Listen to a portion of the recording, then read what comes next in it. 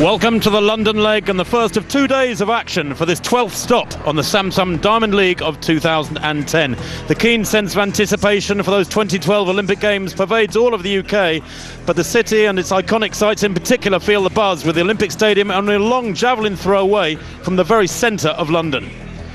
The Crystal Palace National Sports Centre here in South London is the setting for the 2 days of athletics.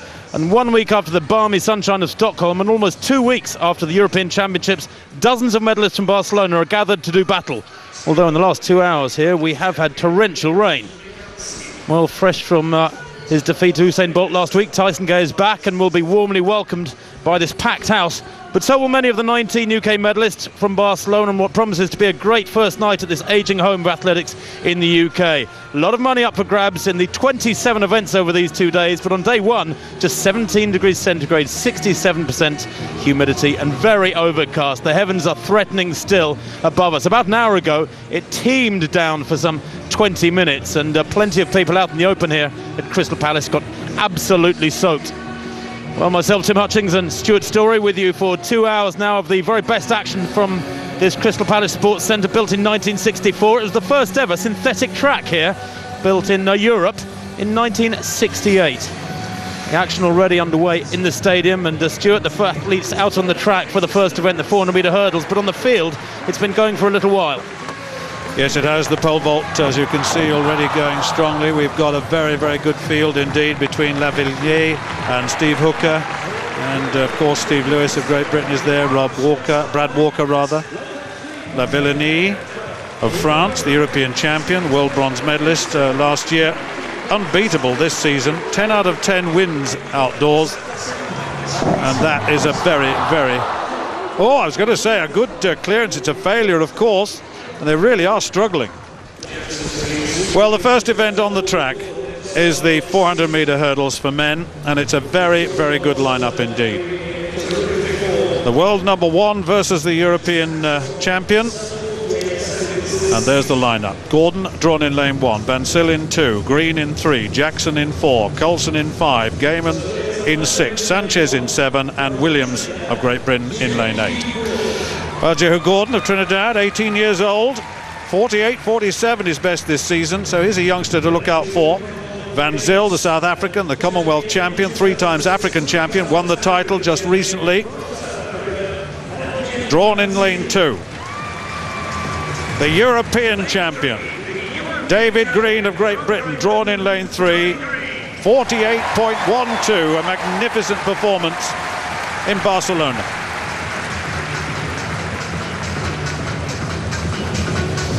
He's drawn inside the world number one, the Olympic bronze medalist, the world bronze medalist, 47.32 this season. Won in Stockholm, unbeaten in his last 4 races. Absolutely terrific. Well, this fella, tall, elegant athlete, Javier Coulson of Peru, 26, second in Stockholm, 47.72. Justin Gaiman of the United States, 4th in the American Olympic trials, just missed selection for the Olympics. He's got a best of 48.65 though. Well, Felix Sanchez will want a good one here, the 2004 Olympic champion, twice world champion, was disqualified in Stockholm, wants desperately to do well here. His best this season, 48.17. And right on the outside, the European bronze medalist in 2006, silver this year, Rhys Williams of Great Britain. New personal best at 48.96. Difficult lane, some real talent inside it. So Gordon, Van Zyl, Green, Jackson, Coulson, Gaiman, Sanchez and Williams. The men's 400-metre hurdles.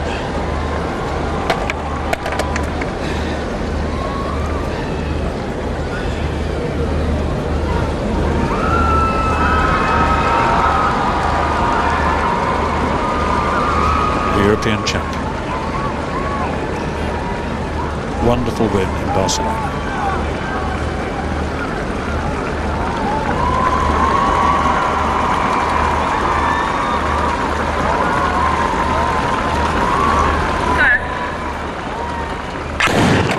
Well, no problem with the start this time.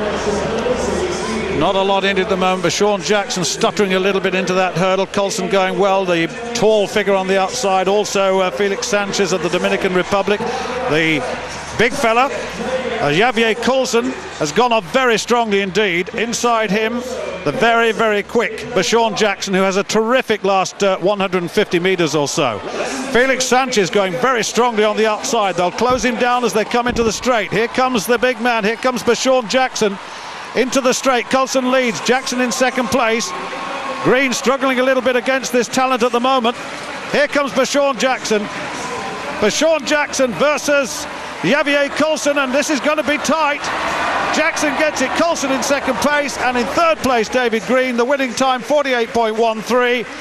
And I told you, watch out for the big tall fella, but my goodness me, Bashawn Jackson wins another one. That's 11. That's another win. Unbeaten in his last 5 races now. Terrific athlete, runs very evenly paced. Doesn't look to be going well to 200 metres, but between 2 and 3 closes down. And in the home straight, he's very, very strong. Very strong. Well, he's just about unbeatable, isn't he, Stuart Jackson? Coulson must be wondering there, what do I have to do to beat this guy? He knew Jackson would come at him in the last 150, tried to build up the lead, tried to build up a bit of a cushion through the first 200 or 300. But again and again, this man, Bashawn Jackson, will come back to athletes ahead of him in the home straight. Look at him here, going into the second bend. He's probably 6 or 7 metres down. Coulson there in the yellow and blue with a headband. Just to the right of him, as you look at it, is Jackson. They're 1 lane inside. Jackson starts accelerating there on the crown of the bend. Into the straight, they cover that one together. Coulson doesn't take it very well, but Jackson, very, very powerful for a small man. Works so hard. I thought Coulson had got it there 30 metres out, but Jackson battles his way to the line there, wins by a foot. And Coulson, yet again, is wondering what he must do. Well, just looking at this again, certainly Felix Sanchez was way up there at 300 metres, but faded badly in the home straight. And Justin Gaiman, I think the other American, came through very quickly to take 4th place, but no doubt about 3rd, David Green, the European champion. Difficult conditions.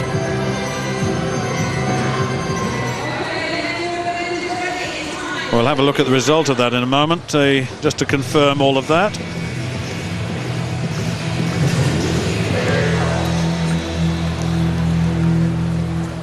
The crowd settling down.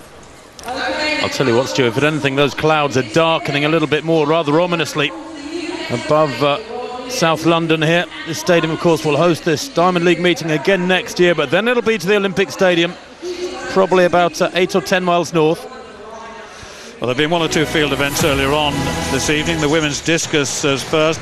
In 3rd place, Nicoleta Grasu of Romania, the silver medalist in the European Championships, 4 times a world medalist, 61 metres and 78 in the final round, took her into the 3rd place.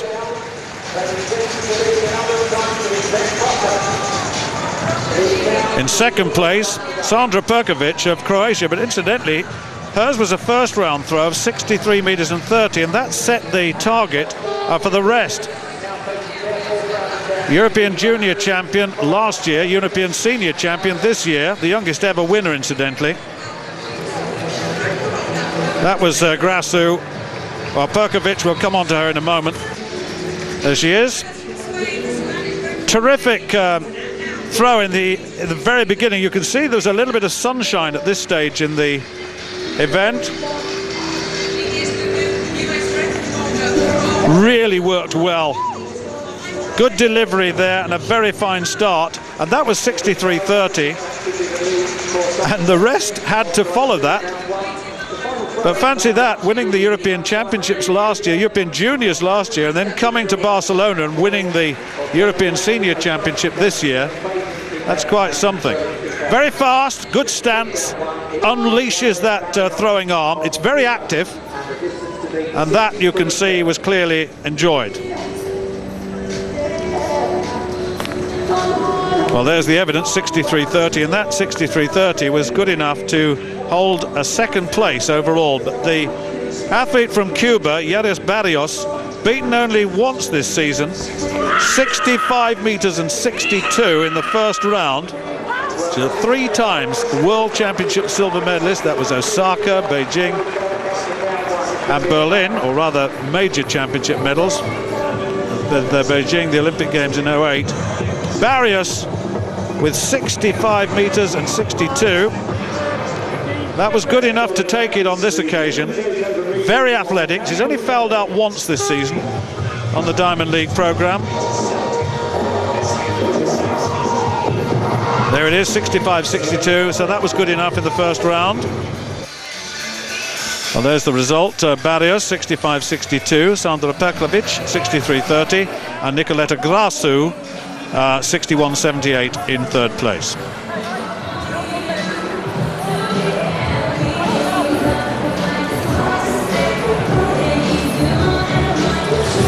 I'll bring you up to date with the result of that 400-meter hurdle soon. Let's have a look. There it is. Bashawn Jackson 48-12, Javier Coulson 48-17, David Green 49-09 in third. Well, the athletes are out on the track for the next event. As you look at that result, Green there looking a little under par for my money, although the time for David Green 49.09, nothing to sniff at. But the first heat of the men's 100 metres coming up shortly. The women's javelin well underway as well on the infield. And the world record holder, Spotakova of the Czech Republic in this field. There's Patterson of the USA, 69.57 with her opening effort. 59.57, excuse me, for the American. First of just 4 rounds they're going to have, despite that caption. Here is Spotakova. Not great conditions for javelin throwing. They really don't like that wet runway. And that one for the Czech. Just a couple of minutes ago, coming down at 63 meters 50. She does lead the Diamond League rankings with 12 points. Patterson in second place with 8. And of course, just the 2 finals in Zurich and Brussels over the next couple of weeks to come. But again, she's holding that right elbow. She looked in a lot of pain in Barcelona, where she couldn't get the gold that she so desperately wanted. Yeah, she's had problems, injury problems. I spoke to her in an airport en route from one of the Diamond League meets. But back to the 100 meters, this is the first of 2 heats. Tyson Gay, of course, going in this first heat. Is he the world number 1? Well, a week ago in Stockholm in glorious sunshine, how different was it to tonight in conditions? He defeated Usain Bolt quite comprehensively. Bolt has since said with back problems he's hung up his competition spikes for the season and is not racing again until next year. There's the lineup. Tyson Gay goes in lane 4, Enduro in 1, Devonish 2, Forsyth in 3. Then Gay goes in 4, Johan Blake in 5, Kim in 6, Samuel 7, and Christian Malcolm in lane 8. Fresh from that silver medal in the European Championships over 200 metres, Christian Malcolm. Well, the qualifying is the first 3 in each of these 2 heats, with the 2 best performers advancing to the final. There in lane 1, Chaisuma Saidi Enduro for Norway now, former Gambian. He's a big football fan, is this man, who was 3rd in Gateshead over 200 metres and 5th in the European Championships over 200 metres. That's probably his better distance. Marlon Devonish, well, still going strong at the age of 34. 4th in those European Championships over 200. Just missed out on a rostrum spot. Mario Forsyth of Jamaica, coached by Glenn Mills and trains in the same group as Usain Bolt, was 5th in Stockholm last week over 100. There is Gay. Well, what can you say about him? 9.84 this year. He's not as quick as Bolt and Asafa Powell at this year over 100 metres, but he's beaten them both now. Johan Blake in lane 5, the danger man to Gay perhaps tonight. Some people think he is. He's well rested. He hasn't raced for about 3 weeks since Monaco over 200 metres, and there he ran 19.78, the young Jamaican. Charles Kimmins goes in lane 6, 4th at the World Indoors over 60 metres back in March, and 2nd in the US Championships. Kimmins, one to watch, he's in 6th.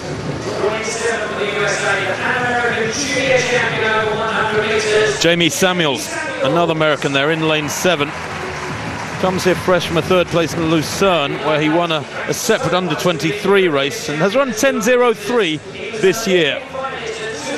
And Christian Malcolm completes the lineup. Not a great lane 8 for Christian there, but nonetheless a huge welcome for this 31-year-old, the UK champion this year, the European Championship silver medalist, as I said, a former World Junior champion at both 100 and 200 metres. So the tickets in the last couple of weeks have been selling at roughly 1,000 tickets per day, we understand, for this meeting since those European Championships, and hardly a seat to be had here in Crystal Palace tonight. These men have to race again right at the end of our programme in about an hour and a half's time. Saidin Dure in 1, Devenish in 2, Forsyth in 3, Tyson Gay goes in lane 4, Johan Blake in 5, Trell Kimmins in 6, Samuels in 7, Christian Malcolm nearest the camera in lane 8.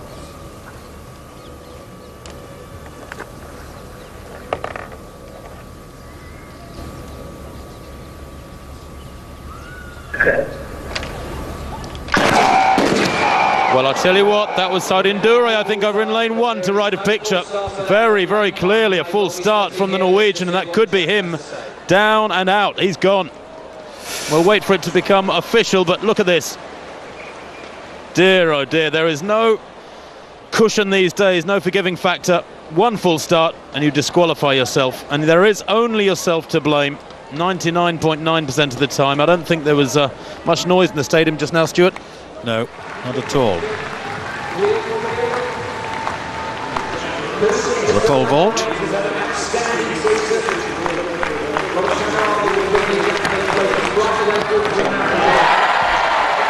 That's Miles, and Derek Miles is going quite well in this pole vault competition. Just a brief glimpse at him.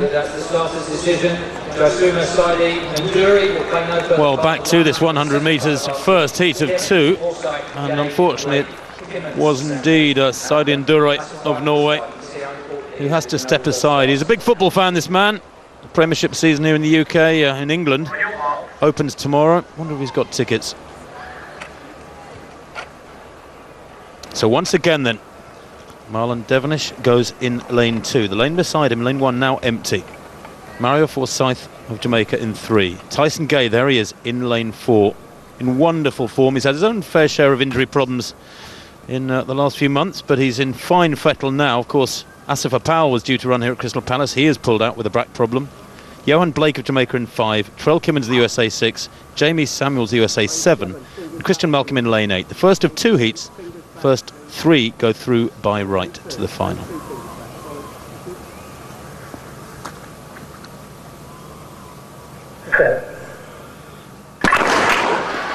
Away cleanly this time. Gay, third to right there in the blue, sat back in the blocks a little bit, didn't get a very good start at all. It was a safe start from Gay. Here he comes though, alongside him is Blake. It's Gay, Blake, and on the near side I think that was Jamie Samuels who took third spot. 10.02 into a slight headwind, and it's a cool, damp evening here at Crystal Palace. That was pretty useful, especially as it was what I would call by his standards a fairly lazy start. He really didn't get away at all well. I don't think he particularly wanted to. He just wanted to make sure he got away legally and got to the line in the first 3, and as it happens he won at a canter. 10.02 there for Tyson Gay. Remember, he's 9.69 at his very best, the second fastest man in history. There's plenty spare there. Works hard through that middle section of the race, shuts down there about 20 metres out, just drops the arms, chugs across the line. He and Blake well clear. Yeah, another look at this. Tyson Gay didn't get away well at all, and certainly Kimmins got a good start, and so did Blake. Blake actually is quite a good athlete. He's only 20, remember, the youngster, the yellow top next to Gay. 9.95 this season, that's a personal best, and I think we'll see a lot more from him. Very impressive young man. Another look from the top. It was Trell Kimmins that got the start there. Blake was left a little bit, but then they overtook him. Gay really had to work hard up to about halfway, and then at 60 metres started to coast a little bit. And then, actually, if anything, Johan Blake looked the more comfortable of the two until that final stage when Gay was away. But a good win. First 3 go through by right to the final at 8.48. And confirmation of Gay's time there, 10.02 over Blake and Samuels. Those first three will definitely go through to the final. Trent Kimmins on 10.25 and Mario Forsyth. We'll have to wait and see if they can be fastest losers. Second heat coming up in a few minutes' time.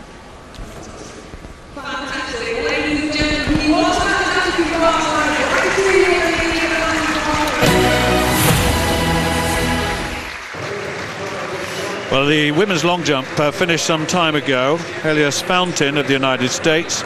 Those who support the heptathlon will recognise the Olympic silver medalist here in that event. Didn't go to the World Championships, was fourth in the, failed to finish in the American Championships, and it really is sudden death there.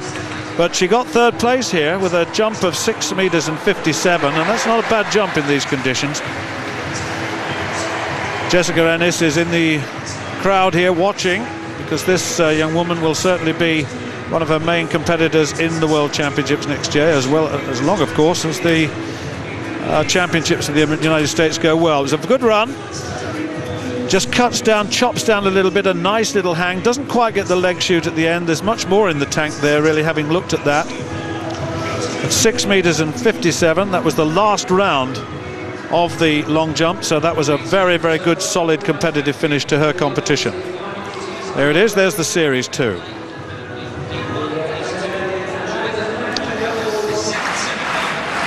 Lyudmila Kolchanova of Russia. This jump, 6.65. That was a better performance. It came very, very strongly. It was fifth in the European Championships, incidentally. 6.65. Kolchanova, one of those athletes who really looked as though she was going to do well in this competition, and in fact did quite well. The conditions, well, let me mention it again, not totally good, very damp, but a nice straight down the line technique for the Russian. There it is, 6.65 to beat that 6.49 of round 2. But Daria Klishina of Russia is the reigning European junior champion, incidentally. Her best this year, 7 meters and 3. She's only 19. What a prospect here for Olympic gold in a couple of years' time. 6.65 that jump, but on the basis of a second best jump, that was the way she beat Kolchanova. Both of them 6.65. Second best jump then comes into play. Just about makes the board. Lovely technician. So there you go. The countback situation determining who won that one. Very, very close indeed. There it is, 6.65, round 3.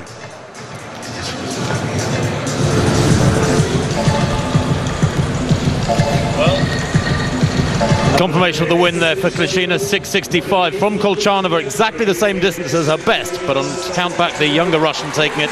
Helios Fountain in third place, 6.57. Well, now we're coming to the second heat of the 100 meters. There's the long jump standings, incidentally, the Diamond League, before we come back to that 100. Yes, Brittany Reese leading with 10 points from Klishina, who earns 4 points tonight to total 9. Nadia Gomes in third with 7. And though the lower ranking athletes.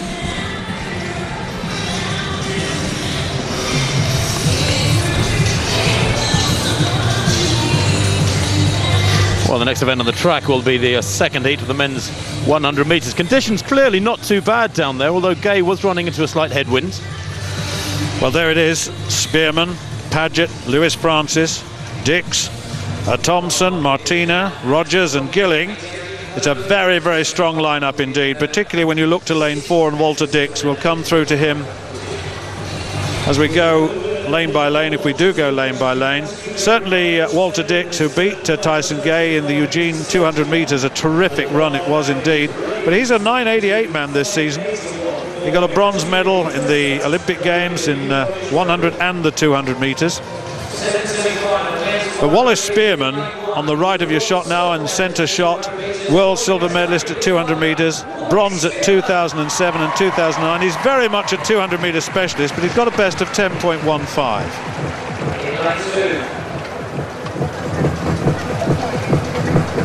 man with lots of strength and speed endurance.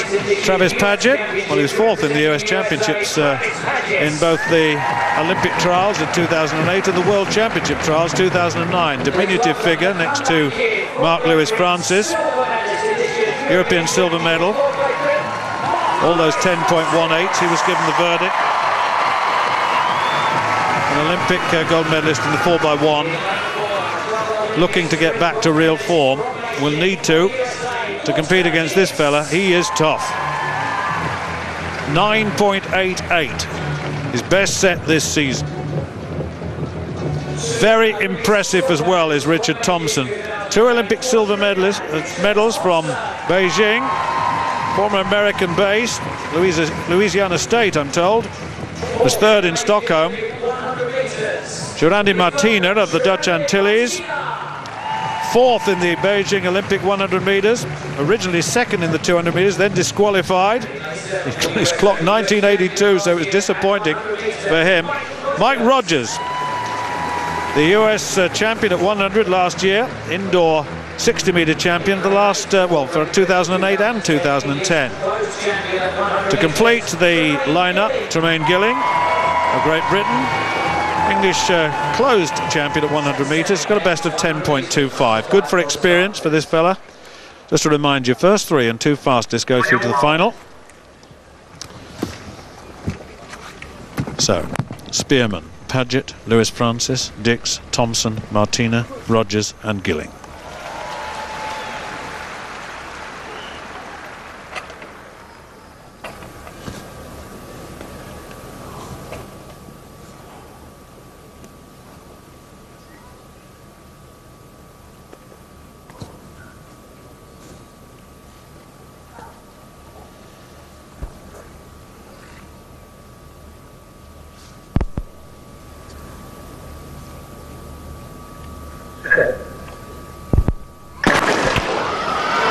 Well, Dix got away well.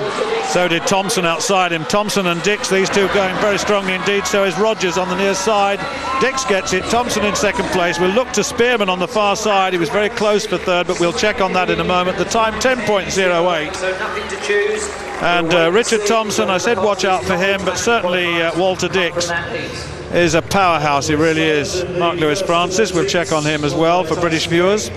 There's Walter Dix, double Olympic sprint bronze. Yes, that looked like a slightly closer race than the first heat, Stuart. I wouldn't be surprised if we get the fastest losers from that one. Dix confirmed as the winner at 10.08 ahead of Thompson, 10.14, and it was indeed Michael Rogers third, 10.22. Here it is again. Certainly they worked very hard there. Dix there with the dark glasses, just holding his form slightly the better, coming to the line. Although I have to say Thompson easing back and looking across at Dix a few metres out as if to say, what's the rush for? We're through.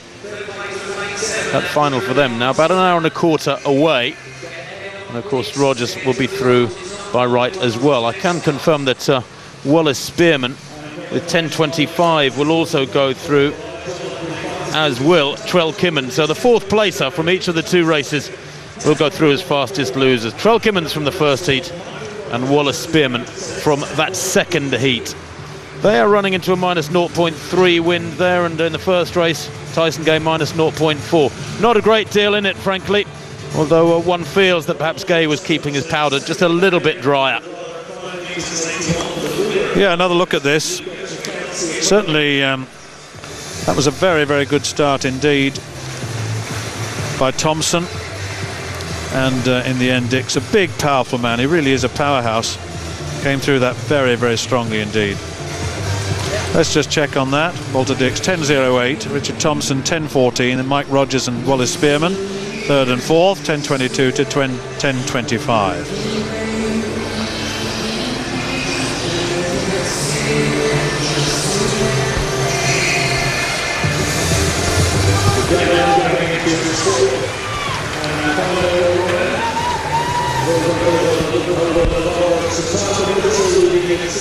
Another one of our earlier field events, the women's shot. This is Li Xiaogong of China. It all ended up in the fourth round, incidentally. You've seen the series there. It was 19 meters and 26, that fourth round throw. She was the world bronze medalist last year in Berlin. Just 1 year earlier, she was the 5th placer in the Olympic Games in Beijing. Lovely shift, good activity in the right leg as she pushes over that left foot, and that's in fact that's the 1909 throw. The 4th round she went better than that with 1926. Now Valerie Adams-Vili, this is her 4th round. The Olympic champion from Beijing, has won all the majors in her career, incidentally. Second to Ostapchuk, though, throughout the season. We'll see Ostapchuk soon. Vili, very, very big, very tall and linear, but very muscular. And this 4th round throw, 19 meters and 83. You can see the 19-meter line, very close to what would be 20 meters. 1983. Lovely shift. The women tending to do the linear shift technique, whereas you see most of the men now using the rotation. So it's 1983, the distance. Now then, I mentioned Nadezhda Ostapchuk of Belarus. Well, once again, it was her 4th round throw that did the business.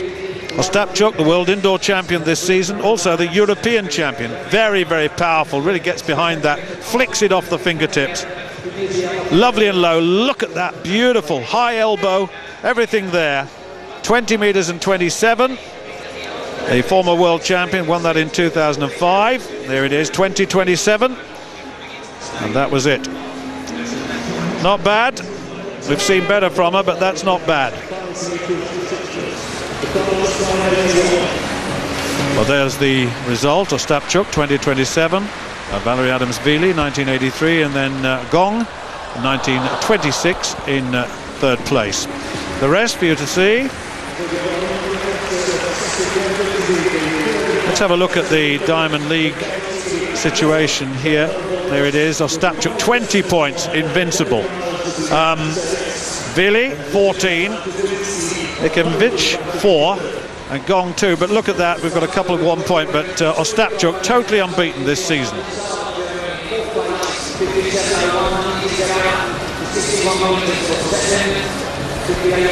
Well, the sky remains threatening with the athletes getting ready for the next track event, the steeplechase for men.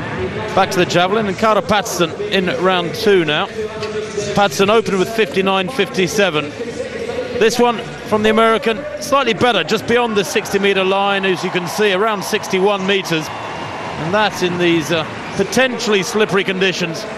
The far end where they're throwing, not too bad at all.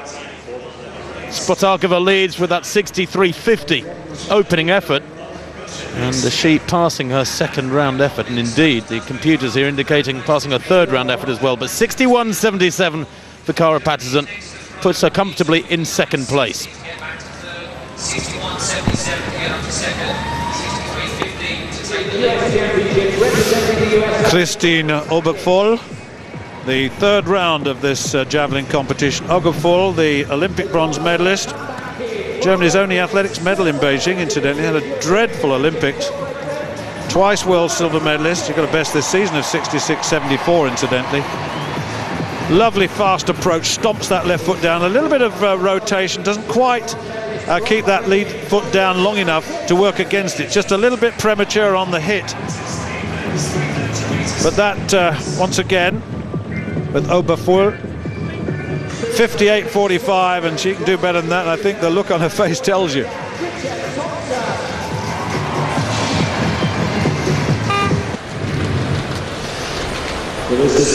Well, there's the scene. The crowd sitting patiently waiting for this next track event to get underway, and I'm sure a few nervous glances upwards. That's the attire required for this evening, not the red wigs. The plastic I'm referring to, of course. It's nice to see a little bit of the old red and white. Colours that so many of us were cheering for at the World Cup in South Africa a few months back, but it all came to virtually nothing, didn't it? Back to Obergvoll though, round 4 now for the German, and 58.45, very modest by her standards, it has to be said. Obergvoll with that throw improving by less than a metre on her opener, 57.83. That's not much better, it has to be said. Goodness me, the Olympic bronze medalist at the age of 28, who has thrown 66 metres this year, really struggling to get anywhere near that 60-metre line. Yeah, she's just come off a successful European Championships, really, with a silver medal, and you know, one would expect it a little bit more, I would have thought. That's how it goes sometimes. There it is, 55.49. Goodness me, she's thrown 11 metres better this year. She's way off the mark. Well, there's the lineup for this men's steeplechase competition. A relatively small field, just 12 athletes out there on the back straight. But I can tell you, it's a relatively windless, cool evening here at Crystal Palace. It might be very damp, but for these men, of course, with the water jump on each lap, conditions are, well, not too bad. Antonio Jimenez there of Spain in this lineup, former European champion. He took gold 8 years ago in the Olympic Stadium in Munich. Luke Gunn, Stuart Stokes, two of the top Brits there, but up against a very strong Kenyan trio: Ezekiel Kemboi, the 2004 Olympic champion; Brimon Kipruto, the 2008 and reigning Olympic champion in this field. Kipruto, by the way, is the Diamond League leader on points. There's Linus Chumba, 13:21 man at 5,000 metres.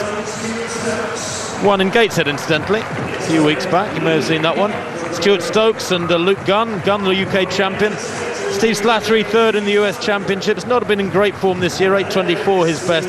Brimon Kipruto, well, he's a man knocking on the door of 8 minutes, sub 8 minutes. Nobody, by the way, has broken 8 minutes in the world this year. Kip Kemboi, well, he's a man who is very familiar with running strongly. Ezekiel Kemboi, the Olympic champion 2004, third in the Diamond League rankings. Paul Kipsiele-Koech, the Olympic bronze medalist of 2004. 6 times he's broken 8 minutes. Kipyego, former world junior champion. Paulo there of Portugal. Jimenez of Spain, as I've already mentioned, a former European champion. Ben Bruce of the USA, second in their championships. And the Australian, Yusuf Abdi there, nearest the camera. Bronze medalist over 1,500 metres at the Commonwealth Games in Manchester. Remember that? All of 8 years ago. But has very good flat speed, does Abdi. Can he live with the Kenyans here? I wonder if in this relatively low pressure race with small numbers, they'll go for a quick time here.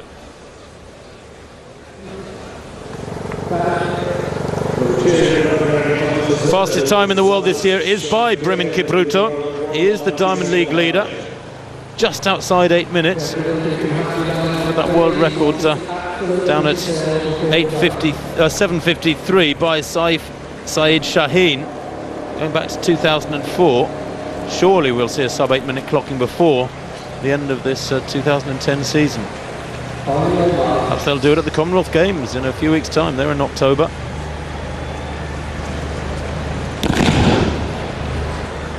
Well, away they go. We'll see how this race unfolds from early on. Paul Koech goes straight to the front there, and immediately the 5 Kenyans in this field push to the fore, and the pattern is set. Now, Koech went to the front so purposefully there. I just wonder whether it was a little bit orchestrated, and if they are going to chase a quick time here tonight, it would be nice to see. It should, for all intents and purposes, be an exhibition run between the Kenyans battling each other, and then the rest of the world battling themselves, of course. Well, forget that, it's not 38.24 at 1,000 metres. We're looking for 1,000 metre segments here of around 240, 241. That would bring them home in about 8 minutes. Koech here doesn't look particularly in a hurry to me, and I'm not sure this is quick. We'll see as they go through the 400 metre point. They certainly set off very strongly, but it's about 65 seconds there at the first lap. So we're looking at about 8:05, 8:07 pace. Koech it is who leads. Kipyego there in the blue in second place. Chumba on the outside in about 4th or 5th place. Was only 7th in the Kenyan Championships recently. Though, as I said, he did win at Gateshead, was 5th in Stockholm last week. For a lot of these Kenyans, it's really about just getting onto the circuit, getting the flight paid for from back home, and being given the opportunity to race. Although, of course, the likes of Kemboi and Kipruto, both Olympic champions, have plenty of experience in these situations.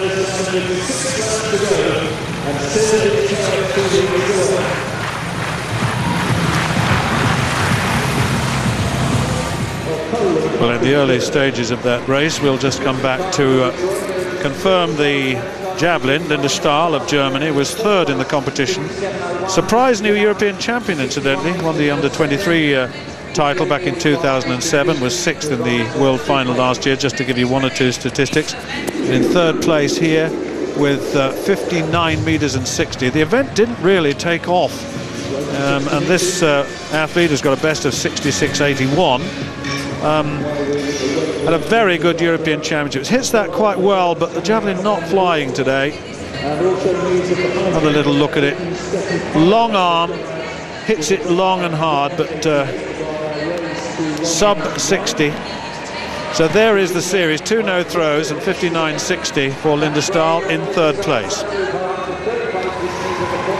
And second place was Cara Patterson, the new United States record holder, incidentally. 66.67 her best throw this season, but this throw a 63.41. That was a fourth round throw. Her first throw, a second throw, incidentally, over 60 meters. Her second round was 61.77. Just to give you an update on the series, we'll get a look at that in a moment. That was a little better at 63 meters and 41. The American record 66.67, so well below that at the moment, but not too bad. On the occasion, there it is, there's the series. Second place. So leaves only the winner, Spotakova of the Czech Republic, the world record holder. Passed the last round.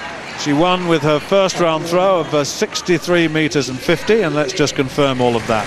Spotakova 63.50, Cara Patterson 63.41, and Linda Stahl 59.60. Well, that completes Olga Fall. Poor competition for her at 58.45 in fourth place. Well, back to this steeplechase, although we can see that Spotakova there does indeed lead the diamond race standings with 16 points over Patterson's 10, with the Viljoen of South Africa on 7.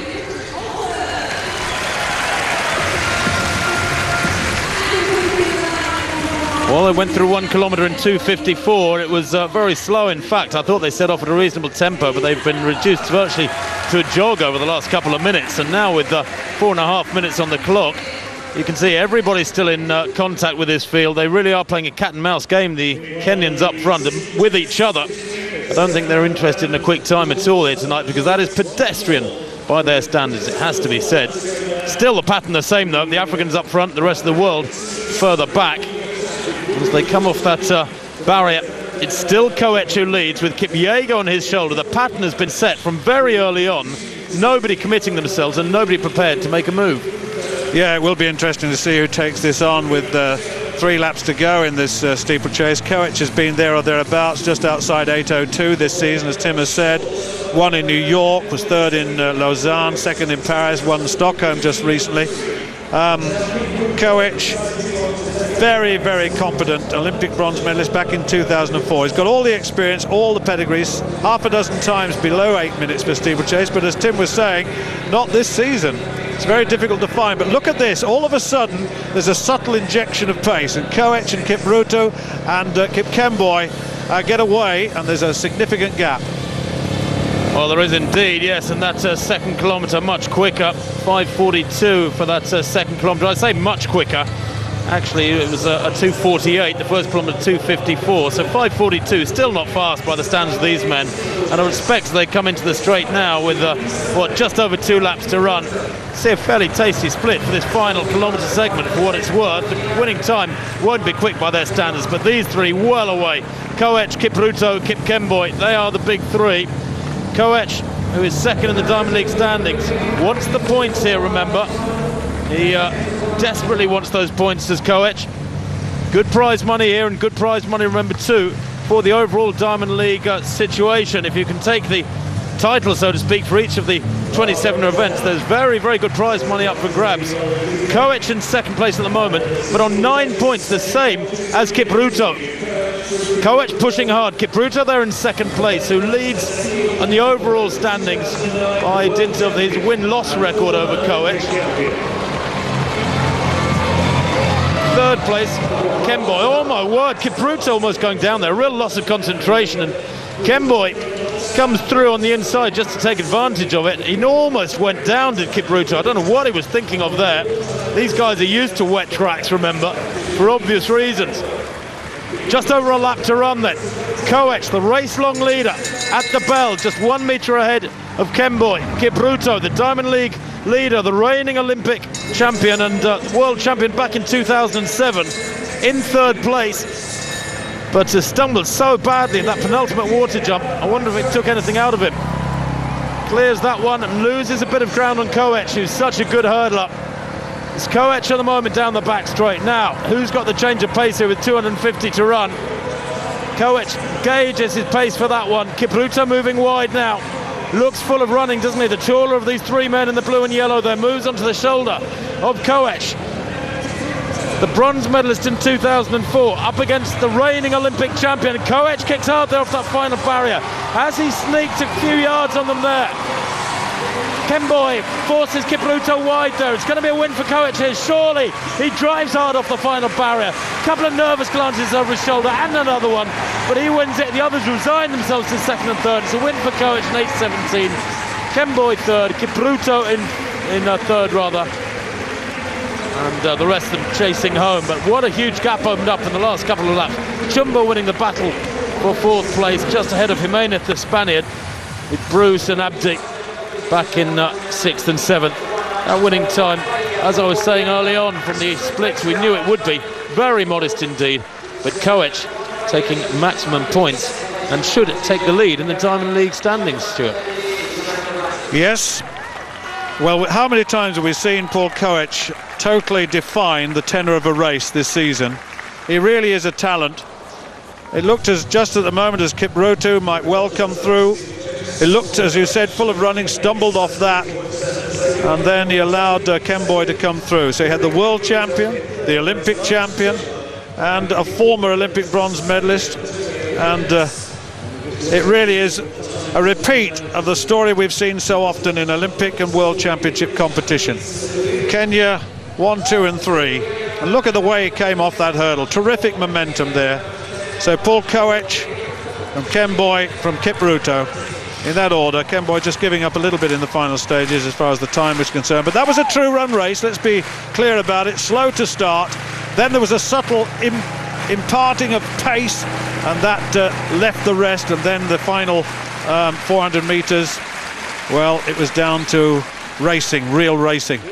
Little glance, little look, but the damage had been done, and the rest of the field hardly in the shot. Paul Koech of Kenya.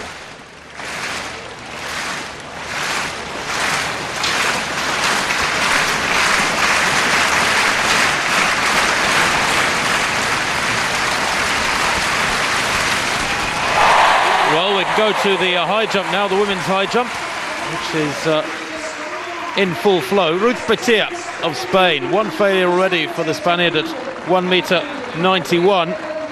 She was equal 6th in those European Championships in Barcelona. That's a nice steady clearance. The second time of asking, it has to be said. Her first failure coming at this height. She had a clean card up to this.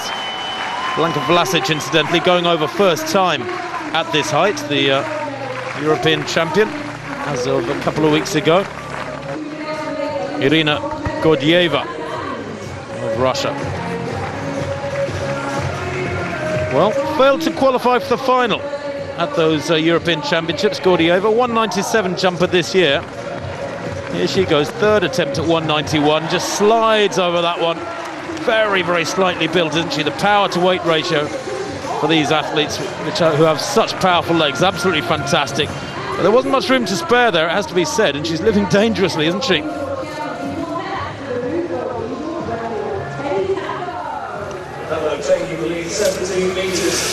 Well, Lisa Dobrisky goes in the women's 1500 metres. The World Championship silver medalist, of course, has found life a little bit more difficult in the European Championships, was fourth there.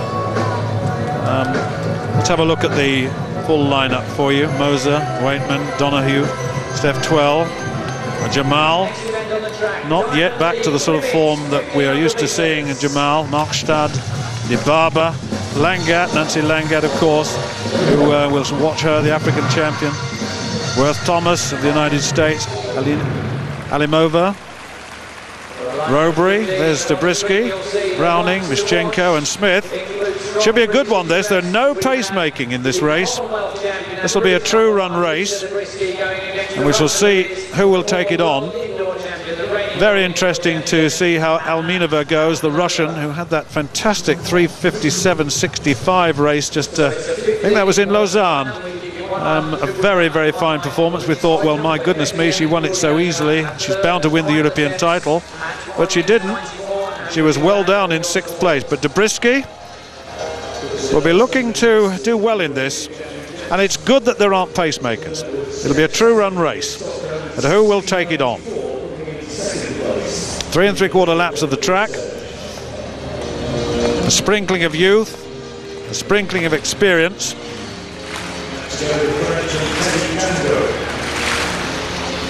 Just waiting for the starter to call them forward now. Big crowd here at the Crystal Palace. Absolute capacity, sell out. And fortunately the weather holding off for the moment. The heavy downpours we've had have gone away for the moment. Nervous moments of the athletes being held.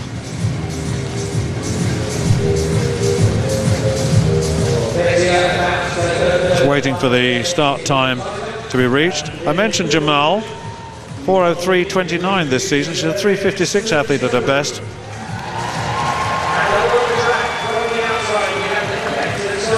Well, that's Stacey Smith of Great Britain, Anna Mischenko, Charlotte Browning, Lisa Zabriskie knows no introduction at all.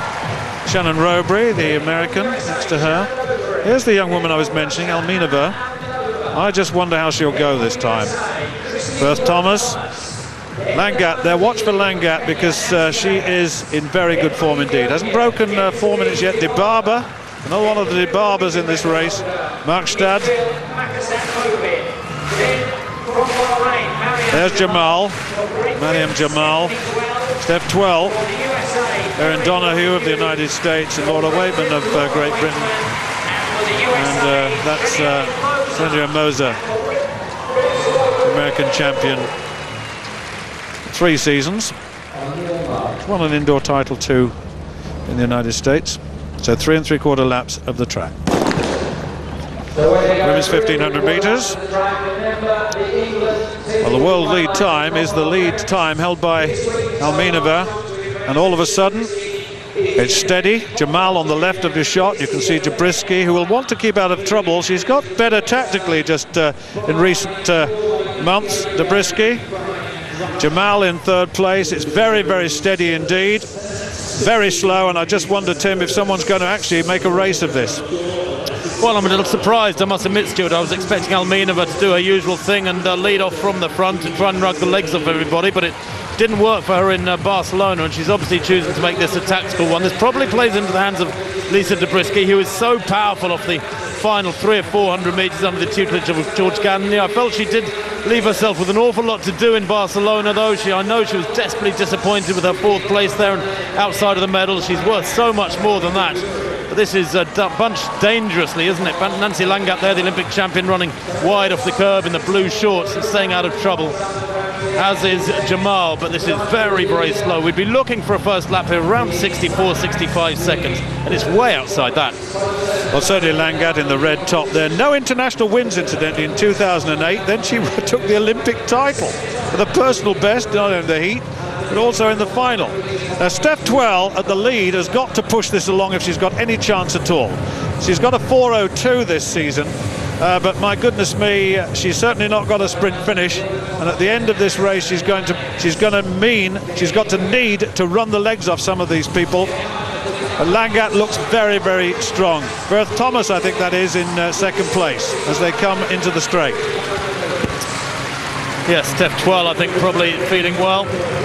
I'm going to get beaten in this race, going to make sure they work very hard for it. Now she's picked the pace up markedly, and with 2 laps to run, the young Briton there finds Alminova moving onto her shoulder. The Russian recognising the danger straight away.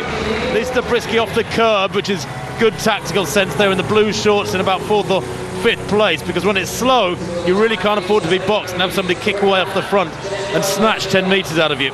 Well, 12 setting a good pace at the moment. Alminova in 2nd place, Langat in 3rd place in the race. Then Worth Thomas is there as well. And really, the race is still to open out. And as you said, Zabriskie's in a good position on the outside, not trapped at all. He's got plenty of room. Langat looks very, very strong indeed. All of a sudden, it's winding up. You can see that. Zabriskie in 4th place now, 12 leads. In 2nd place is Alminova. Then Langat, Worth Thomas, Zabriskie. Well, 500 metres to run, and Steph Twell certainly giving a good account of herself here. If you're going to get beaten, you might as well make sure you really do give something that you can be proud of. But Alminova and Langat, the big names are there. Zabriskie too look ominous. They go through the bell in around 3:06. Yeah, and it's Robery, the leading American, certainly in this race, in 3rd place. But this is Alminova, Langat. Zabriskie's got a lot of work to do as they come with about 300 metres to go. And it's going to be a very, very quick finish indeed, as we expected. And 12 left for pace once again. Robery in 3rd place. Zabriskie's got a little bit to do now. She's in 4th place, and there's a lot of work to do to catch up with just over 200 to go. Langat, the Olympic champion, now takes it on. Donoghue, the American, coming wide to make her attack. Alminova, Donoghue is there, Robery is there. Donoghue, the taller of the 2 Americans, but here comes Langat. Alminova in 2nd place. Look at this, the Olympic champion is absolutely flying. Zabriskie coming through into 3rd place. Alminova is in 2nd, but Langat's going to win this. Alminova in 2nd, Zabriskie in 3rd, and then a tussle between the 2 Americans, with Donoghue coming out the better at the end from Robery, and that was a very good run indeed, totally controlled in the end by Langat, the Olympic champion. She still hasn't broken 4 minutes, 4:07. Well, it was slow early on. It was bound to be down to the sprint finishes, Tim, and so it was, and that was a better run from Alminova. Disappointing Europeans from her, but that was better. But Langat once again dominant. Yes, and her change of pace there was very impressive indeed. The last 300 was only around 45 seconds, so nothing particularly special, frankly, for athletes of this calibre. But she won going away, and to defeat a field of that calibre in a race as slow as this really does indicate, with a 10-metre margin, that you're operating at a different level altogether. Very, very impressive indeed. I'd love to see her break 4 minutes. She must be keen to do so, but if she keeps racking up wins like this, well, it will come, and I guess it's of secondary importance, frankly. Alminova, when you think about it, fastest woman in the world there in 2nd place, being left trailing by what? 5, 6, 7 metres come the line. Lisa Zabriskie coming through, found a bit of daylight on the inside to get 3rd spot. But Langat had the beating of that field very, very comfortably indeed. Now, Blanka Vlasic in this high jump. And Vlasic, first times at 185, 191. This is Vlasic at 194, just getting ready. First attempt for Vlasic at this height. Only 2 other athletes cleared 191. They were Beitir at the 2nd attempt and Gordieva at the 3rd attempt. So here she goes, the European champion, the undisputed world number 1, it has to be said, despite the great performance of Chanté Lowe at various points this summer. Vlasic is by far the most consistent high jumper in the world at the moment. Yeah, lovely. And makes it look easy, doesn't she? She's a massive figure. 194 first time, maintains her clean card, and nobody else yet clear at this height. And only Beitir and Gordieva left in. Still a little cool, the tracksuit bottoms on, but this is a woman who's attempted the world record 30 occasions in her career. 194 clearance. There's 3 first-time clearances, passed at 188, as you see. Well, the triple jump, Capello in the first round of the triple jump. 17-metre plus jumper at his best. Oh, that's nice. And that's over 17, as you can see. Well, very interesting to see how this goes.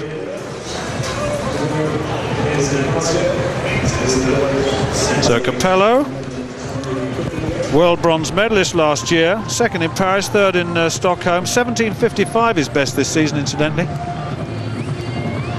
And that's just over 17, and it's come up on our computer at 17 meters and 2.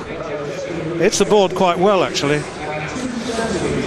Double arm shift in the middle, good hold in that center phase, and then a good leg shoot at the end. Not bad.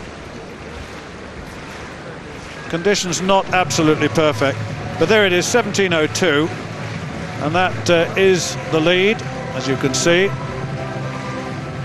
Well, Christian Olsen, from August 2004 to March 2005, he was a reigning Olympic, world indoor, European and European indoor champion, and he's such a good competitor. And it's good to see he didn't go to the Europeans. He said, I've got an injury, I didn't want to upset my fitness, because I would have gone right back to square one. I wanted to get on and do something a little later in the season. He's been there before, he's been the European champion. It was nothing new for him, even if he'd won it.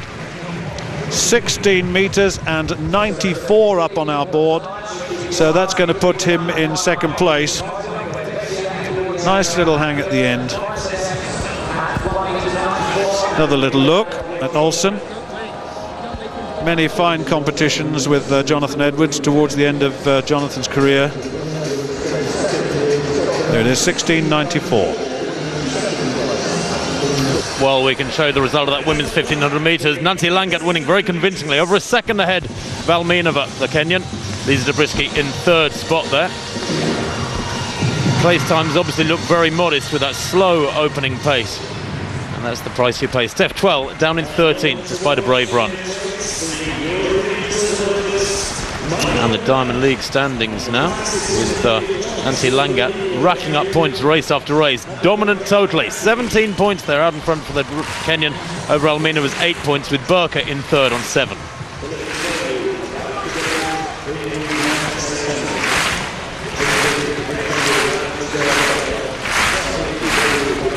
Well, Paul Kipsiele-Koech winning an 8:17.7 in that equally slow men's steeplechase from Kemboi and Kipruto. 1, 2, 3 for the Kenyans in that one, as expected. And there's the standings. Koech now does lead with 13 points. Kipruto's 10. Kemboi in 7 on third.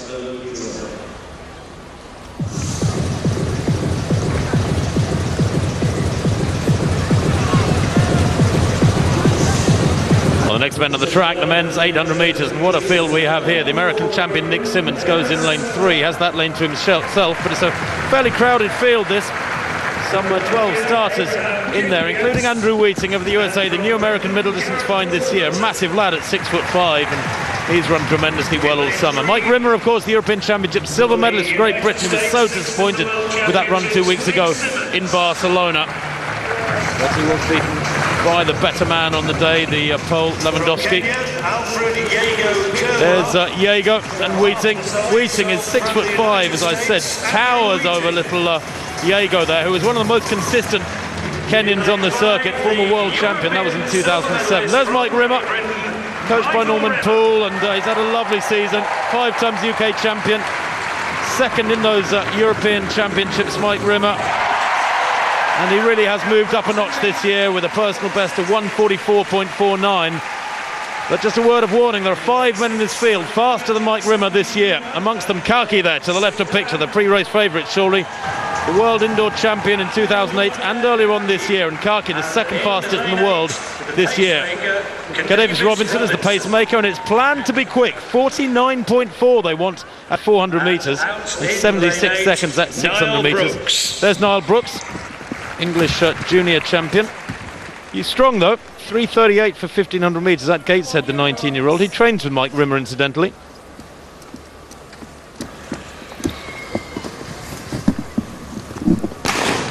Well, the fastest time in the world this year as they get underway is David Rudisha's 1:41. That was from Hoysden back in the 10th of July, almost exactly a month ago. I don't think we'll see that quick a race here tonight, but if Kaki goes with this pace, and that's him centred top of picture, then he could produce something down here in 1:43, 1:42 territory. Glorious conditions at Crystal Palace, frankly, now. Although it's a damp, cool evening, there's absolutely no wind at all. And certainly Robinson, who's almost the personal pacemaker for Kaki in race after race, who sits in second place. Robinson out in front has gone very, very quickly indeed here. Mike Rimmer in that T-shirt that he always likes to wear under his vest, Stuart, in fourth place at the moment. But this is quick. Wheating, the tall figure there in green, with his compatriot right behind him, Nick Symmonds there, the short of the two men in green. And this is very fast. 49.2 at 400 metres. Great pacemaking. Yeah, Kaki was just a little bit off that, but that's fine. That's what he planned to do. He's a front runner at his best. I remember seeing him in the World Indoor Championships a couple of seasons ago. He ran that from the front. Kiplagat, the tall figure behind him, and then the taller figure of Andrew Wheating of the United States. He's coming very strongly indeed, and also Nick Symmonds of the United States down the back straight. But this is going to be Kaki versus the rest, and he's not going to have it all his own way, I don't think. Well, 200 metres to go, and 1:16 was the target. But Kaki looks like he's working to me. Wheating has moved up onto his shoulder. Kiplagat there in second place in the orange. Symmonds is queuing up. They're all queuing up. Rimmer there on the inside. Has he got the legs? He hasn't got daylight, that's for sure. But Kaki has been saving a bit. I thought he had. The head rocking from side to side. Kicks away and stays 1.5 metres clear of Wheating. The American coming through in second place. Symmonds in third. It's going to be quick. Watch the clock. 1:44.39. Wheating second behind Kaki. Symmonds third. And the rest that come through there, surely under 1:45. Good packing down the home straight there. But Kaki, well, he looked to me like he was really struggling down the back straight there. Either he was feigning it or else he really was. Certainly he's way, way outside the sort of time he wanted to run there. He thumps the track, I think in frustration rather than with satisfaction at that win.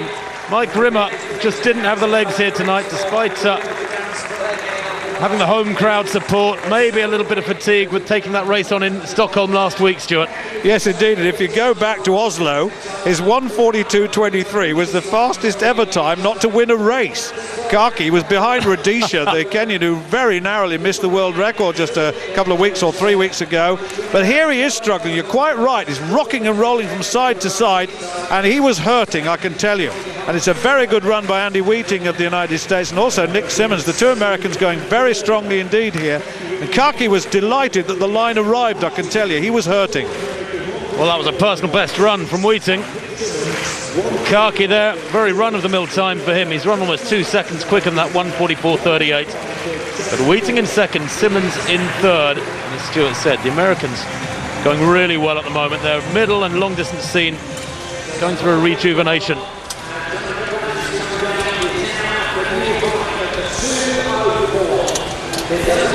Well, the rain has stayed away despite the threatening clouds.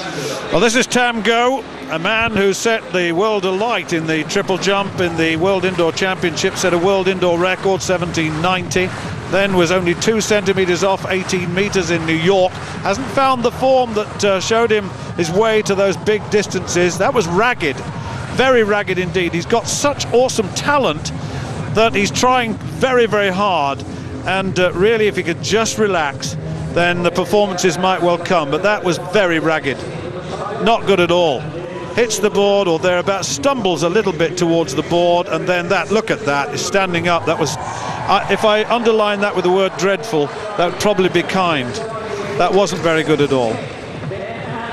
Much more left in the tank there. There's 16.67, and it was awful. Well, we do know he's been suffering from injury problems as Teddy Tam Go. Maybe they've taken their toll, but Philip Sodou, his season going from strength to strength. Likes to put out a big one in the first round, Udowo, if he can. But conditions here tonight, well, perhaps a little bit slippery on that runway for these men, and you can't afford to slip with the force they put through each stage. No, very, very short middle phase there. It snatched at it, did Udowo, and that way below 17 metres. Poor by his standards. It's probably one of the most modest openers he's recorded for a while. It's under 16.50, I think. He has that gold medal from the Europeans. He has his world indoor title and his world outdoor title over the last 12 months. He's had a marvellous, marvellous year. Calendar year, that is. from Barcelona going backwards. That board moving a great deal, wasn't it? As he hit it, but that's Fouridou with just 16.36. There's plenty more to come from him, and indeed Tamgo. It's difficult to get up for these competitions after a major championship, so you need a little bit of a rest. And Aston Moore, his coach, having a word with him. Aston himself, a former British triple jump champion, and his son also a very fine athlete in the jumps as well. Just rehearsing. This is a third-time attempt by Ruth Beitia of Spain, 1m94. Needs this to stay in. Well, nowhere near that. So she's gone. Third time clearance at 191. Gordieva, third time at 194 too, so they're all falling at this height. It's proving difficult out there tonight. Oh, that was close, but she's gone. She's gone, and that means that Blanka Vlasic is the only one left in this competition. She's gone. So she's in third place. Beitia will be in second place by virtue of countback. And now Blanka Vlasic, look at all those first-time clearances. We've come to expect that now. 198, she's been over this height many, many times. And this is her first attempt. Blanka Vlasic, the European champion. The one she missed was the Olympics. Got beaten there by a Belgian high jumper. It was a big, big surprise, and really it would be very, very nice if she could win that Olympic title from her point of view. It's the only one missing, really. Totally dominant this season, and that's another one too. So she's won, 198. She knows that she's got maximum points. Totally unbeaten this season, incidentally. Just looking down, she was she was second in Barcelona, actually, not the European Championships, a meet in Barcelona where she was second, but apart from that she's won pretty well everything. 202 she's been jumping in the Diamond League competitions thus far. She's very tall, looking confident, looks to have a bit more edge tonight, I must say. 198 then, fourth clearance, fourth first-time clearance. Well, uncharacteristically poor jump competition tonight from Shante Lowe. She was sixth with 3 failures at 191. Now Christian Olsen in this triple jump competition. Third round for the Swede. That's better. That's much better. 16.94 is opener. No jump in the second round, but that's big. That's way beyond 17 metres for the Swede. And for a man who some had virtually written off with the injury problems he's had over the last couple of years, well, this is some comeback, I have to say. From August 2004 to March 2005, he was reigning Olympic, world indoor, European and European indoor champion. He'd taken everything that was open to him. Missed Barcelona because of this awkward injury to his right foot. He said, I didn't want to risk going back to square one. A little bit puzzling when you think that he jumped just a few days after Barcelona in Stockholm, and again here tonight. 17.41, takes a comfortable lead. Well, there's the update on the result of the 800 metres. Kaki from Wheating from Simmons, 1:44.38. The time, there the rest.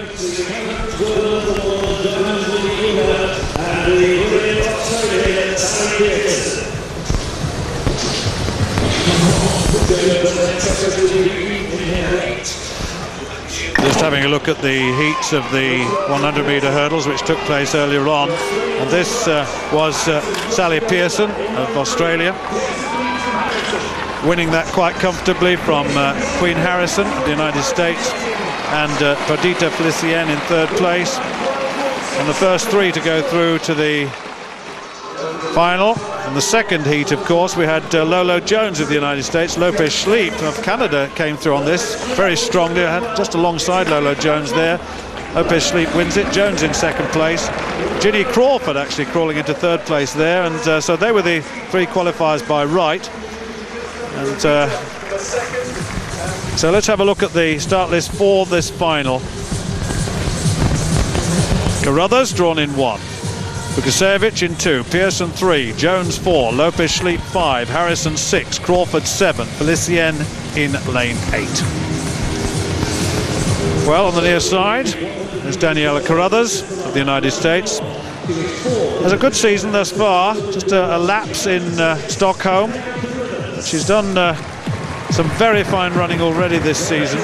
Carruthers, best of 12.68. Lukasiewicz in the second lane. 12.78 her best.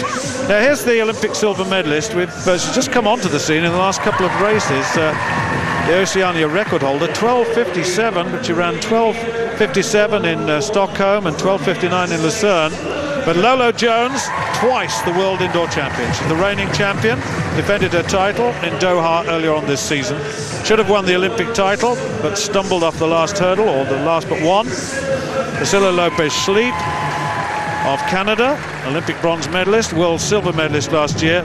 Very sturdy, was second in Stockholm. Queen Harrison of the United States, her best 12.61. Collegiate champion this year in both hurdles, incidentally, the 100-meter hurdles and the 400-meter hurdles in the United States. And Ginny Crawford, drawn in the outside lane. Ginny, twice the American champion, 12.63 this season. And Perdita Felicien, right on the outside of this. The world champion in 2003, got a silver medal in Osaka in 2007. So Carruthers, Lukasiewicz, Pearson, Jones, Lopez-Schleep, Harrison, Crawford and Felicien. The women's 100-meter hurdles final.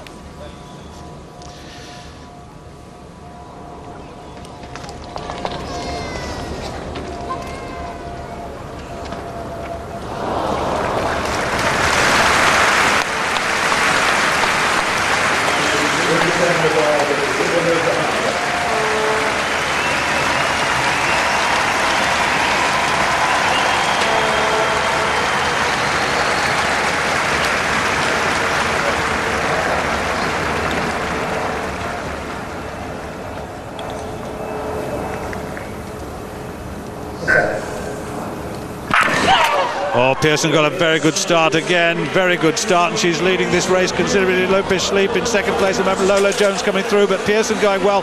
Lopez-Schleep coming through very strongly in the end, and Lopez-Schleep gets it from Pearson in second, Jones in third. It was quick too, 12.52, what about that? That was a sensational run by Lopez-Schleep, Priscilla Lopez-Schleep of Canada. A brilliant, brilliant run indeed. And that was a surprise because Sally Pearson run away brilliantly there, world leading time.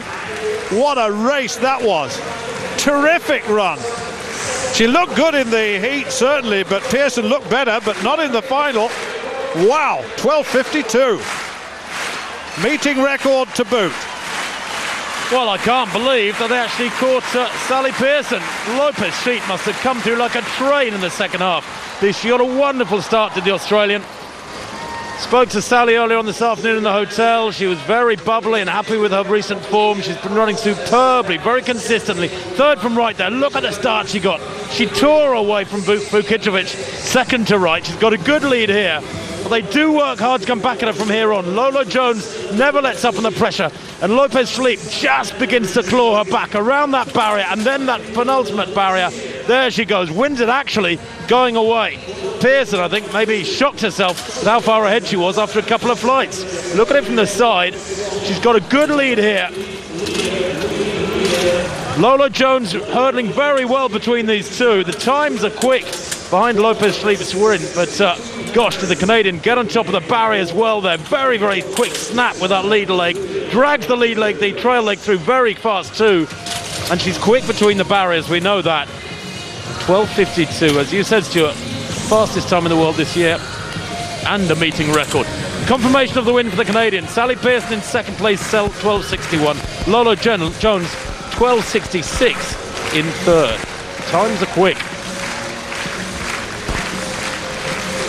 Well, there you've got the three results. And the points, Lolo Jones 14. Look at that, Lopez-Schleep now 14, so it's getting tough. Pearson's only run a couple of races, so I'm not surprised she's down there in third with 6 points. But what a good run by Lopez-Schleep. That for me was the performance of the night thus far. Well, the high jump now, Blanka Vlasic A one-time failure at 2:01. It's a second attempt. It's just her first failure of the night, really. And going very, very well indeed. Let's see how she can do in this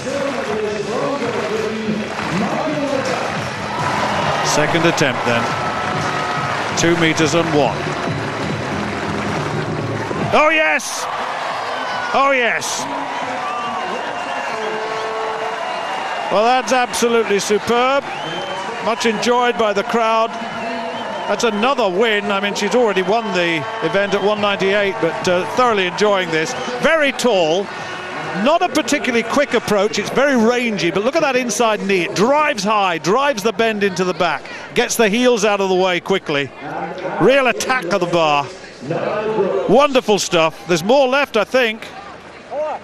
Oh, 2:04, she says. Signalling to 2:04. And that would certainly be her best for the season. Her best this season, 2:03.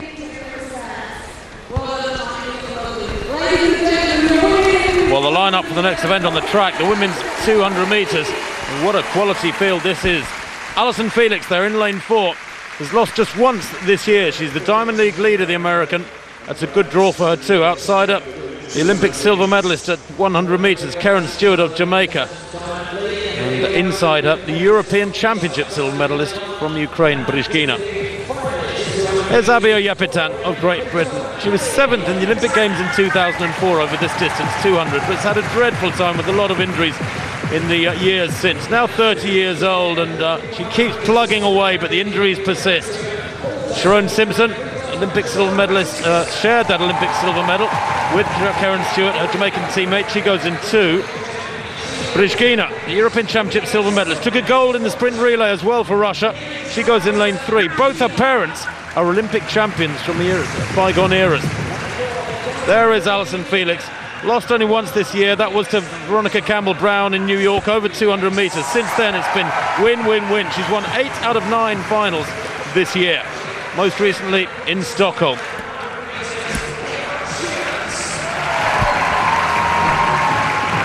There's Karen Stewart, World Championship silver medalist at 100 metres last year. Injured mid-season until recently, but was only 5th in Lucerne over 100 last week. Bianca Knight goes in lane 6 for the USA. Former World Youth Champion, the winner at Gateshead over this distance a few weeks back. And 3rd in Stockholm 1 week ago. Debbie Ferguson-McKenzie goes in lane 7. The World Champion way back in 2001, the Bahamian. 34 years old now, but she trains with Veronica Campbell-Brown and a little bit rejuvenated this year, although she was only 6th in Stockholm. And the lineup completed by Sidonie Mothersell of the Cayman Islands, 8th in the Olympic final in Beijing, and has missed a lot of the big meets this year. Recently has raced in Tangiers and in the Central American and Caribbean Games over 200 metres where she took victory. But this has been an interesting one. Watch Brizhkina in lane 3, European Championship silver medalist from Ukraine. She now has exactly the same personal best at 200 metres as her mother. It's 22:44, and in Barcelona she anchored Ukraine to gold in the sprint relay. Felix in 4, Stewart in 5. Watch Felix though in 4. She'd probably be trailing round the bend. And away they go. Actually not a bad start at all from Felix. She's left Brizhkina with a lot to do, and moving up on Brizhkina is Simpson in lane 2. Felix leading though, she's very quickly up, and Karen Stewart outside her. This is a great bend from Felix. She's got a 400 metre run of strength. Look out in lane 6 there. Bianca Knight's had a great bend too. Knight in 2nd place in the blue, but Felix streaming clear. It's 3, 4 metres, 5 metres nearly at the line there. In 2nd place was Bianca Knight. In 3rd place, I think, was Ferguson-McKenzie out in lane 7. The time 22:37, and that from Allyson Felix with a very slight following wind. Was very, very impressive indeed. She ran a very aggressive bend, started well for her. She is a sub-11 second sprinter in the 100, but she's not renowned for her quick start. But her pickup was great, led around the bend into the straight. She just built up on that lead. and that was a very convincing win. And with that victory, I'm sure, Stuart, she confirms herself as Diamond League champion for this year. I think she's just about uncatchable. Yes, she is. I was surprised how quickly she caught Karen Stewart, the Jamaican, who's a very fine 100-metre sprinter. But certainly Bianca Knight of the United States has got a lot of credit. She came off the bend very, very strongly indeed. But Felix, her transition was terrific. And when she got into the straight, she just flowed. She absolutely flowed. Way, way ahead of the rest of this field, whereas Knight is beginning to tie up as Ferguson McKenzie comes through on her, but too late. And then it was a very, very fine bend indeed, and Felix is a class act. You have to say that she's won, 6 World Championship gold medals outdoors, 3 at 200, 3 in relays, and we may yet see her best at 400 metres. She's a sub-50-second 400-metre runner, and the real talent. She just flows high on the toes, hips high, perfect relaxation, brilliant. Look at this, how more relaxed can you be? Her face looks totally relaxed, deep in concentration. Wonderful, wonderful piece of sprinting. Great bend, she's got away well, transition brilliant, into the straight, got even better. Well, talk about rubbing salt into the wounds of her rivals there. She just went further and further away as the line got closer, didn't she? The skies darken here at Crystal Palace, but the crowds stay on for the remaining events. The 100 metres final will close the evening with Tyson Gay in wonderful form. But the field events continue. Well, it continues too in the triple jump, the third round of the jump. Tamgo. I have a feeling this is his first round jump. We're just looking back at him there. That was his first round jump, in fact. So we'll come back to that other jump. His jump went a little while ago, so we'll bring you up to date with that in a moment. Olsen leading the competition with 17:41. This is a man who's done 17:90. That was awful. Way off the board. His technique has totally fallen apart since New York, at which point I thought, my goodness me, Jonathan Edwards' world record has gone. Well, it was the first round at 16:67. So let's go and see Vlasic in the high jump now. 2:04, remember, she asked for in the high jump. Let's see what she can do here. She's dominated this competition, certainly, and I just wonder whether she can clear this 2 meters and 4. She's had 2 failures, of course. She's won the competition earlier on at 1:98, second time clearance at 2:01, and Vlasic a third and final at 2:04. No, but nevertheless a dominant piece of high jumping today. Shanti Lowe way below par, and her coach must be happy.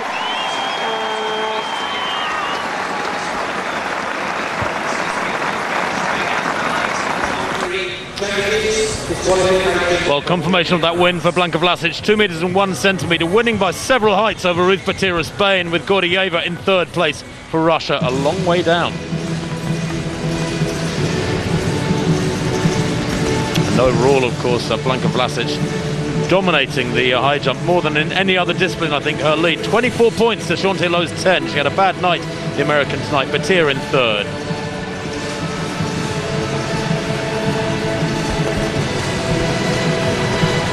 Well, the women out for what should be a very, very good 5,000 metres. There's pacemaking on the record here, and it's got a very, very distinguished field indeed, including Tiranish Dibaba of Ethiopia, world record holder. And of course, Defar isn't here. That's a shame. There's the lineup as we go through the list. Freya Murray, the Scot, Emily Pigeon of England, Kiplagat, Antonet, we must watch for her. Ejigu, she'll be there or thereabouts, the Ethiopian, the bottom of that page. Let's have a look at the rest. Augusto, of course, we've seen her in Europe. Kipyego, Kurikyang, Chirono, there's Tiranish Dibaba, and Linat Masai, what about that? And Vivian Cheriot, there are 3 in a row there, and they'll be right on the outside. Police has got the job of pacemaking. They want laps of 69 seconds. They're looking for around about 14:20 if they can get there, and that's very, very quick indeed. The world best is 14:27.41 by Vivian Chariot, set in the Paris Diamond League. Masai, what a talent, world 10,000 metre champion. She outkicked the Ethiopians. Dibaba, well, Olympic champion at 5 and 10,000 metres. What a talent, and she's got such terrific speed on the end of these longer races, and she said she spends so much time working on it. Chirono, world youth and twice world junior champion at 3,000 metres, that was in 2007. There's Augusto, the Portuguese, European 10,000 metre bronze medalist this year. Ejigu, we mustn't forget Ejigu, world indoor bronze medalist at 3,000 metres this year. It's a very, very talented field, this. Hurdle and Fleshman, the United States. Kiplagat, Florence Kiplagat, world cross-country champion last year. First Kenyan woman to win the race for a long, long time. Freya Murray, Emily Pidgeon there, the two Britons. Noah Woona.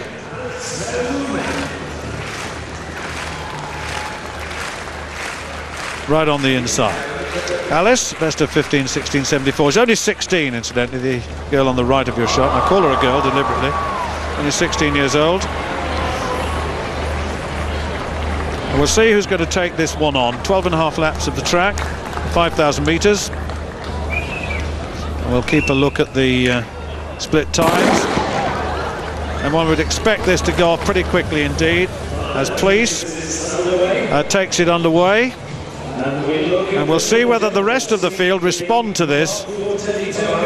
Tim Hutchins alongside me, a former fourth placer in the Los Angeles over this event, and I mean the race itself, it's always difficult to tell how it'll go. They don't look as though they're going to go with the pace here, Tim. They don't know, and it's such a strong field, Stuart. You could argue that this is probably the strongest field of the night, in fact. And I wonder if they are just going to watch each other. There's a lot of jostling for position there. They appear to not want to commit. You can see Police has gone through there. They go through in about 37 seconds. The pack, very slow indeed. Clearly, Dibaba values her win-loss record more than she does running a quick time and losing. And that's to be expected, but it's awkward. It's always awkward running at this sort of speed, because sometimes it's easier. You feel more comfortable being able to stride out and move at a good tempo than you do cutting your stride and virtually jogging by your own standards in a very crowded, tight-knit pack. Well, yeah, the fourth round of the triple jump now. Li of China. Yes, here's Li. And he opened modestly, 16:35. He's in fourth place, Li. That looks better, a little bit better. It's around, what, 16:50, 16:60, looks like something like that. So Li here doesn't look overly delighted with it, does he? And his best, he's a 17:59 jumper. That was last year. He's the Asian record holder as the Chinese. Only fourth in the Chinese championships recently, but that's certainly an improvement. Very good on the board. Good height there. Quite nice rhythm. Double arm shoot into the pit there. And that one for Li is an improvement indeed. 16:67. Fourth place still, but it's the season's best for the Chinese.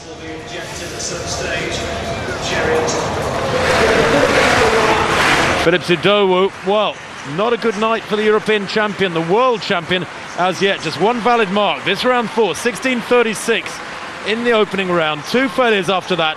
He looks very, very lackluster, doesn't he? There's just no energy there in that middle phase. No urgency or aggression. He looks totally deflated, I have to say, and this is very, very common. You can't really criticise athletes for it. The emotional drain of a major championships is absolutely massive. It is very hard to lift yourself, sometimes for a number of weeks after the championships. Indeed, you quite often get athletes who just hang up their competition shoes for the rest of the year once they've got that desperately sought-after gold medal. Very, very poor by Phillips' own standards. Gets the mark, but that one at about 16.5 metres. 16:54, in fact, there it is again.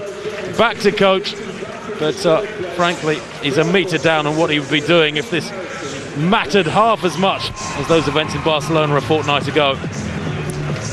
Now Teddy Tamgo, certainly an improvement from the Frenchman there. 17:21 in round 3. This is round 4. Remember, he's chasing the 17:41 of Christian Olsen, which was in round 3. The Swede leading by 20 centimetres. Tamgo there. No, he knows it's not good enough. If he thought it was close to the 17.5 metre line, and that's roughly what he needs, he'd be up there waiting for the measurement with a lot more anticipation, a lot more eagerness. Chops the stride there. The first couple of phases, not particularly strong. Very good final phase. He has got such superb power. Said he chopped the stride, and even then didn't get onto the board. Still very untidy. He's got raw talent, 6 back on it, and yet still produces a big jump there. Does Tamgo? It is an improvement, 17.27, but he stays in second with Olsen on 17.41.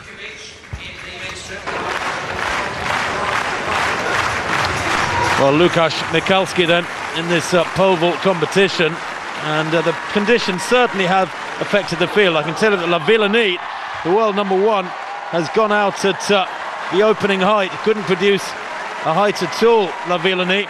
Failed his opening height, but that from Michalski, third time clearance at 5.71. He struggled from earlier on. He had a second time attempt at 5.51, which was good, then a second time clearance at 5.61. Derek Miles incidentally cleared 5.61 at the first attempt. Michalski was in second place at that point. They're the only 2 men who went clear at 5.61. It really is a depleted competition because of the conditions, I think. Steve Lewis clearing his opening height 5.31 at the third attempt, and then had 3 failures at 5.51. The British number 1, he's down in 6th. But that from Michalski, well, good enough for the victory. And look at the celebration. That's lovely to see. The crowd there can almost reach out and touch those men. Only 7th in the European Championships. Well, this is some night for the 22-year-old Pole. He's their champion indoors and out, and tonight the winner here at Crystal Palace. Confirmation of the win by 10 centimetres there for Poland's Łukasz Michalski from Derek Miles. Szawinski making it a Polish sandwich with 3rd place. And look at that hooker, no mark. La Villenie, no mark. The top 2 vaulters in the world, very uncomfortable tonight. Well, now does that leave things overall? La Villenie still way out in front despite tonight's disappointment. 16 points to the Frenchman. Multimore in second place with 7. Michalski, after 4 points tonight, on 5 in 3rd place.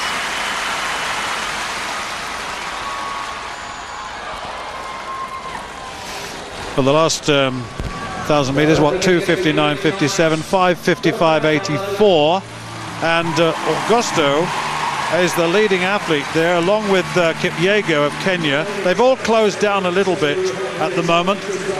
I can see Chariot there just sitting in very comfortably indeed. Huddle, the American, is also there. There's Dibaba, there's Masai following Dibaba. So it's all of a sudden begun to sort of string out a little bit, but the race is still yet to evolve. Augusto, second in the European Cross-Country Championships a couple of seasons ago. Remember, she won the bronze in the 10,000 of the Europeans recently. She's the steeplechase champion. There she is on the right of your shot. Kipyego there, winner of a record equaling 9 US collegiate titles, incidentally, representing Texas Tech University. There's Chariot. Remember that race against Defar in Oslo just, 2-3 seasons ago now, where they broke the world record. They both went inside the previous world record on that occasion. But Augusto is a good quality European athlete, but I would expect her to be run down in the end. Dibaba's been sitting back there. Ejigu is also there. Dibaba with Masai, that tall figure behind her. And the race, well, there are about, 7 or 8 of them, probably a little more, got away. Well, good to see Augusto pushing it along like that. She moves wide there to ask Kipyego to come through and take on some of those pacemaking duties, which she does. But at least they're shunting it down here towards the respectable territory, Stuart. Almost exactly 3 minutes for that first kilometre, then a 2:54 for the second kilometre, and I'm sure this third kilometre will reflect a significant acceleration through to 3,000 metres. We're looking for something like 8:50 at 3,000 here. And Augusto here, at least wanting to make, as was Steph Twell in that 1,500 metres earlier on tonight, at least wanting to make the rest of this field, this very, very strong field with Tirunesh Dibaba, perhaps the favourite as Olympic champion, work for their reward here. Well, with the race beginning to unfold now, Augusto has been run down a little bit. Sally Kipyego, she's got a best of 14:54.50. That was set this season, so she's full of confidence. It's a good season for her. Augusto in second place, Cheruiyot in third, Ejegwu in fourth, Dibaba in fifth, and then Huddle, the American, who had the lead for so long. Masai is there as well. And a little look over the shoulder by Kipyego saying to Augusto, you're going to come and do a little bit of work again. Cheruiyot's a good athlete in third place. She really is a world champion at 5,000 metres last season, a 58.62 last lap. And of course, if the race is slow, this is the sort of athlete that can attack you. But also, Tim, you mentioned Dibaba. Dibaba, double Olympic champion. She's got terrific pace on the last lap. There she is on last lap of any race. She says, I work specifically on speed. I really do. She's got great strength endurance. She's got great speed endurance. Masai, the tall figure. What a race she had, winning the World 10,000 metre title in Berlin last year. Yes, it was interesting, wasn't it? The events 12 months ago in Berlin, where the Kenyans, on a rare occasion, had the better of the Ethiopians. Dibaba was certainly below par. I wonder if she's got her full force back tonight. We haven't seen much of her this year. She's raced very, very sparingly, frankly. Recently won the African 10,000 metre title at altitude in Nairobi.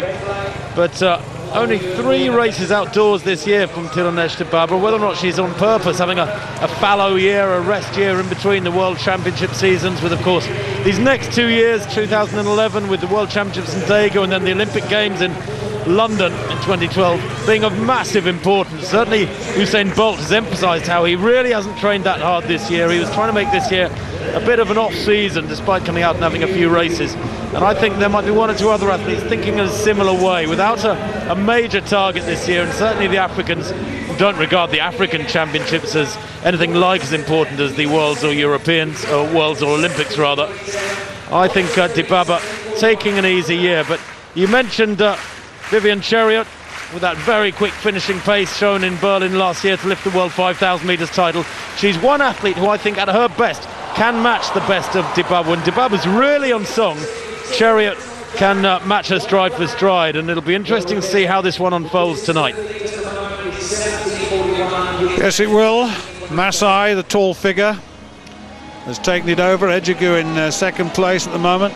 Cheruiyot in third place as they come into the straight once again. Dibaba there hovering, she's the one with the finish. She certainly has. Masai, the 10,000 metre specialist, has really got to push it along as one would expect. And Cherono is there as well, the tall figure.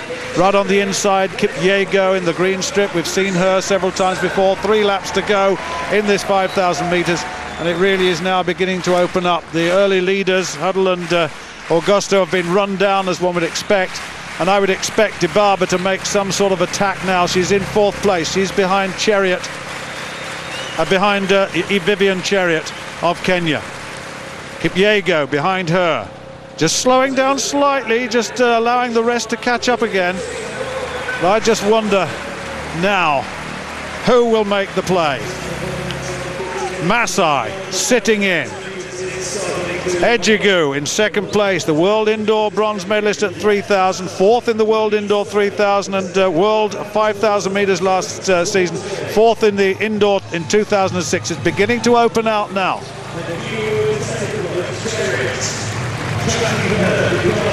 Cheruiyot looks strong, doesn't she?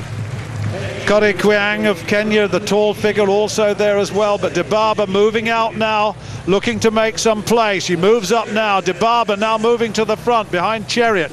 Masai has now been enveloped. She's on the inside. Ejegwu in third place. And it's now beginning to wind up just a little bit now. Certainly Vivian Cheruiyot, she's got to finish as well. She's lost only to Tirunesh Dibaba this season. She's had a very good season indeed. Ejegwu now moving up into third place. Tim, I tell you what, this race is going to be a quick finish, isn't it? Well, it is, because they really haven't worked through the middle stages. I thought that we might have seen something a bit quicker when we saw Augusto leading in the middle of the race, but 2:59, 2:54, 2:59 for those first 3 kilometres, and then this fourth kilometre rather, at 11:52 is only at 2:58. So they have just let the laps click by one after the other and decided to go for what is in effect a middle distance type race here with just a little bit of fatigue in the legs. Who's got the quickest speed over the last 400 or 500? Significant that Dibaba now moves to the front. If you're going to have a sprint over the last lap, you might as well be a metre in front rather than a metre behind.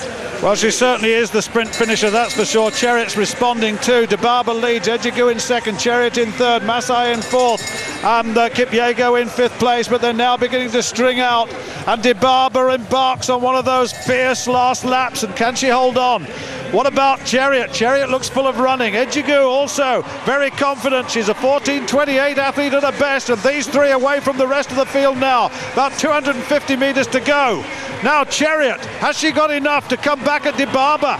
Dibaba has gone off very, very quickly, full of confidence as always. She says, I can finish how I like, when I like, but I wonder if she can on this occasion with about 150 to go. Chariot all of a sudden grimaces, and look at this from Dibaba coming into the straight. Ejigu's beaten, she's going to be third. Tironish Dibaba comes away, she's not going to be caught. Another brilliant run by the double Olympic champion. Look at this.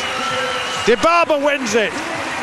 Chariot in second place, Ejigu in third place, then Kipyego in fourth, Masai in fifth, and then in sixth place, Korir of Kenya, the former world junior cross-country champion. But my goodness me, 14:36.42, it certainly speeded up. 58 seconds for the last 400 metres for Dibaba, and that was a terrific run in the end. Tim, your thoughts on that? Well, I'll tell you what, I thought Chariot might hang on to a bit better than that, but she is so strong. Her speed endurance is quite astonishing. She is, after all, double Olympic champion. She was sprinting flat out down the back straight and was hardly showing any effort, and then round the bend just maintained it. And it's like you keep banging somebody with a stick, eventually they will give in. Bang, bang, bang. Every 50 metres she keeps pushing. Chariot looks so comfortable down the back straight. I thought she might move onto the shoulder of Dibaba, but she just never let up. Her determination and her fluency through the last 300 metres was absolutely staggering. I got her last lap at around 58 seconds. It might even have been under 58 seconds, but she won comfortably. Well, what about Philippe Sodot then? What can he do? The final round, in sixth place at the moment. The man who won the European title with 17 metres and 81, a personal best. He's the championship man. Some tired legs out there. Really hits that, but that's nowhere near 17 metres, and that's a very tired Philippe Sodot landing in the sand. We don't see that very often, but nevertheless well received by this huge crowd here at Crystal Palace. Brilliant performance in Barcelona, but it's nice just to see him compete. It really is very, very nice indeed to see him compete. Have another little look at that. Sixth place for Ado, 16:51 that jump. It really, forward rotation, collapsed into the pit, and Christian Olsen has taken it with that 17-metre-41 jump. We saw that earlier on in the programme. Tamgo in second place with 17:27.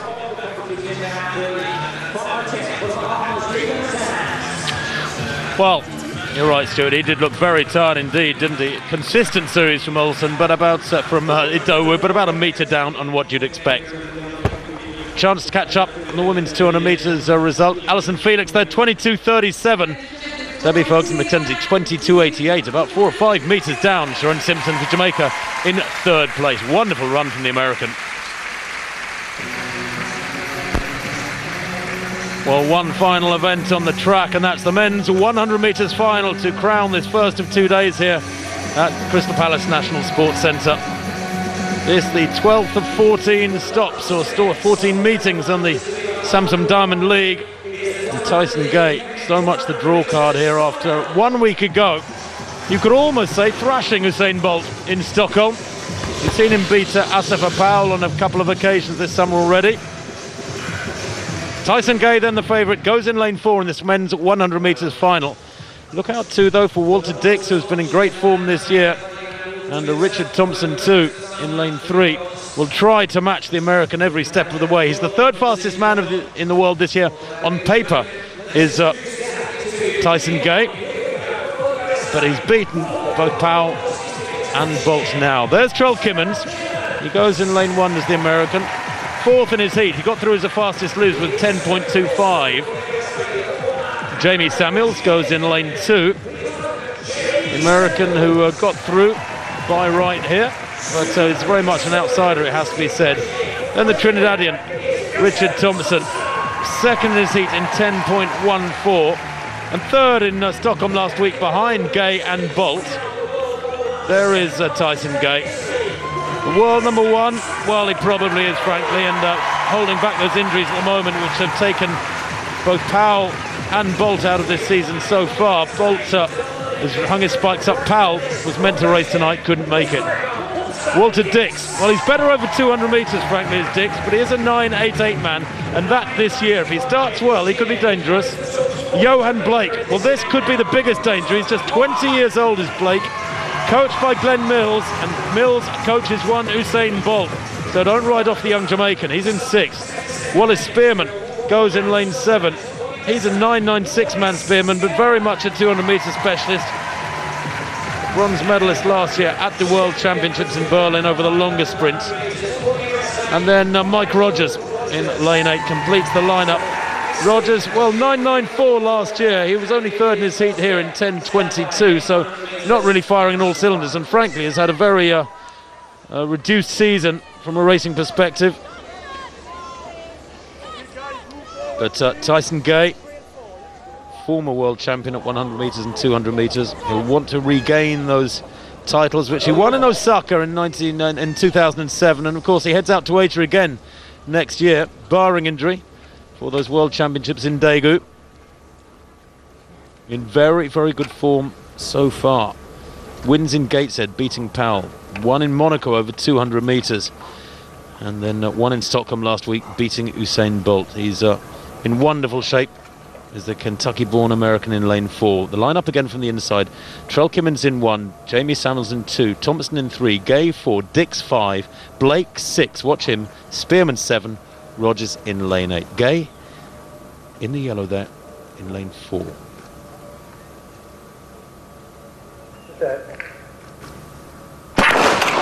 Well, not a bad start from Gabe, although he did stumble a little bit there. Coming back at him now is Thomas on the far side, and going well on this side too is Blake in yellow, but Gabe's going to take this one.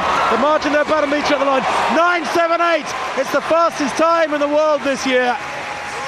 Into a slight headwind, can you believe? Minus 0.4 the headwind, but Gay had to work for it because young Johan Blake will have run a very fast time here tonight as well, probably a personal best. He's been in great form, the young Jamaican, and Gay certainly had to work to keep him at bay, holding the groin there again.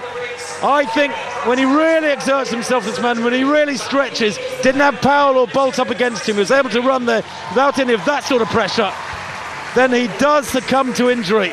9.78 confirmed, the fastest time in the world this year, and a new meeting record. And indeed, young Johan Blake for Jamaica, 9.89 for second place, a new personal best. They were way ahead of third place. What a run. He just goes from strength to strength. Well, Gay got away well here, so did Blake on the near side, but this is where Tyson Gay's at his best. Once he's ahead and he starts to work on that speed endurance, and he really pounded away, didn't he? Blake looks good, doesn't he, too? Coming through very strongly, but 9.78, and that's unofficial at the moment, is absolutely brilliant. Let's have a look from the other side. Comes up very, very slowly. Gay just gets up onto his toes, blasts away. Look at that, he's spreading away from this field beautifully. High on his hips. Beautiful arm action, typical sprinting technique of a man who's read the textbooks. Wins it comfortably in the end, just comes up slowly, very slowly, doesn't look up too quickly. When he gets up, the pressure's on, he only takes a couple of breaths. Look at him holding his breath, it's all anaerobic stuff here. Now he's breathing, looking at the line, anxious to get there, and my goodness me, he got there very, very quickly indeed at 9.78, and that is a truly magnificent piece of running, piece of sprinting, power sprinting all the way with terrific dexterity. He's got it all. Well, let's hope this ebb and flow of the sprint scene comes to a climax next year in Daegu. Tyson Gay winning then, 9.78, the fastest time in the world this year. Johan Blake, great progress from the young Jamaican, 9.89. Richard Thompson, 10.05 for third. Well, my goodness me, look at that. They're the three places, and we'll have a look at the overall Diamond League standings, the Samsung Diamond League standings, and in a moment. But certainly there's no absolute clear favourite in this. Asafa Powell's got 10, was injured and couldn't come here, but look at that, there are two guys closing him down. It's going to all depend on the next couple of meets, isn't it? Gay and Thompson there on 8 points, with Bolt on 6. He takes no further part in the competition.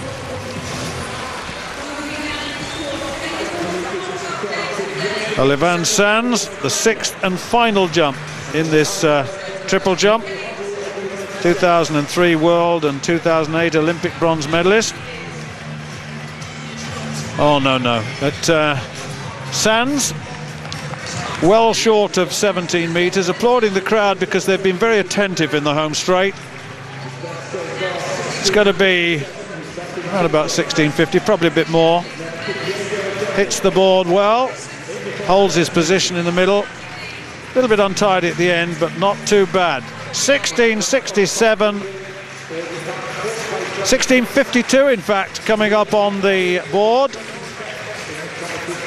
So 1652, he's going to stay, in 5th place? Yeah, there's the confirmation. 1650, only had 2 jumps and called no jumps, incidentally, so lacking in discipline now for the moment. The crowd still buzzing after that 100 metres final. A wonderful, wonderful performance by Tyson Gay of the United States.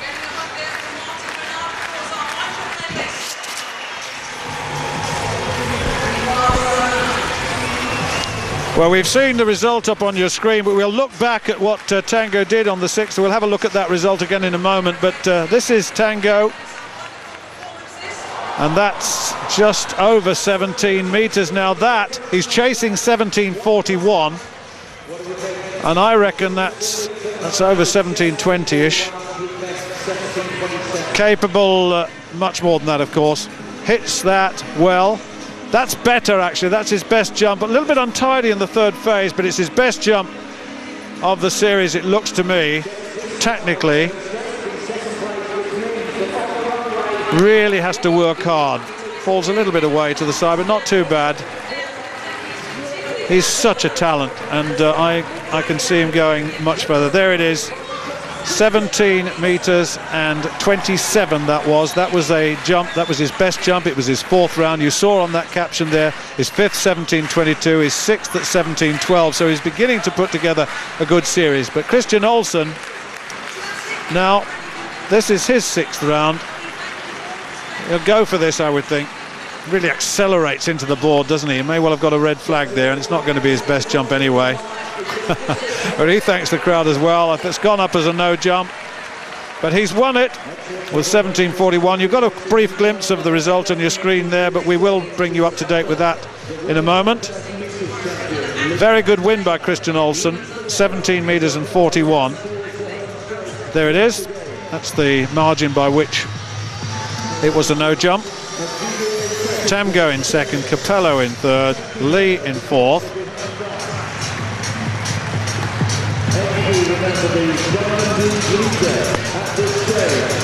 Well, there is 2 jumps there, Tim. I'm just wondering whether we can get the caption of that result of the triple jump on the screen before we go, because just to confirm all the places there.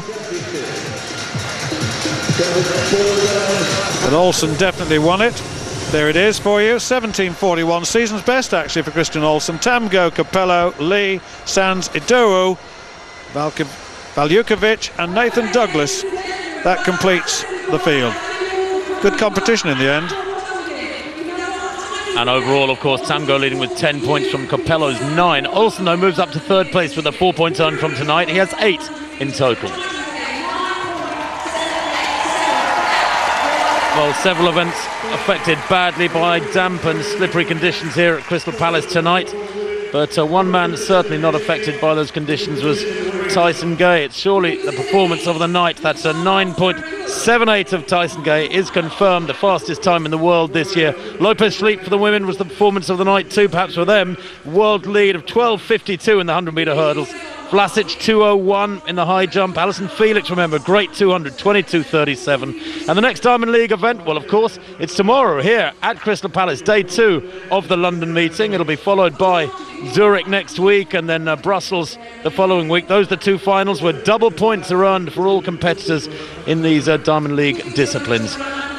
Tomorrow we'll be back here at Crystal Palace. Let's hope the rain stays away and the sun returns. It's been a wonderful evening here in South London. Tyson Gay, the man of the moment. From myself, Tim Hutchinson, Stuart Story, goodbye for now. Hello and welcome to Crystal Palace in South London, where the second day of action in this 12th host city of the inaugural Samsung Diamond League series is about to unfold. The city that hosts the Olympics in just under 2 years boasts the only 2-day meeting, and with daily updates on the Olympic theme locally in the news, London is almost ready, it seems. Last night, the first day, was brought to a fitting climax here at Crystal Palace, despite the cool, damp conditions, by the scintillating sprinting of the USA's Tyson Gay. His 9.78 was the fastest time in the world this year. So for Tyson Gay, it's a case of who needs Bolt or Powell. 2 hours of top athletics now, with the day's competition concluding with the Emsley Car Mile.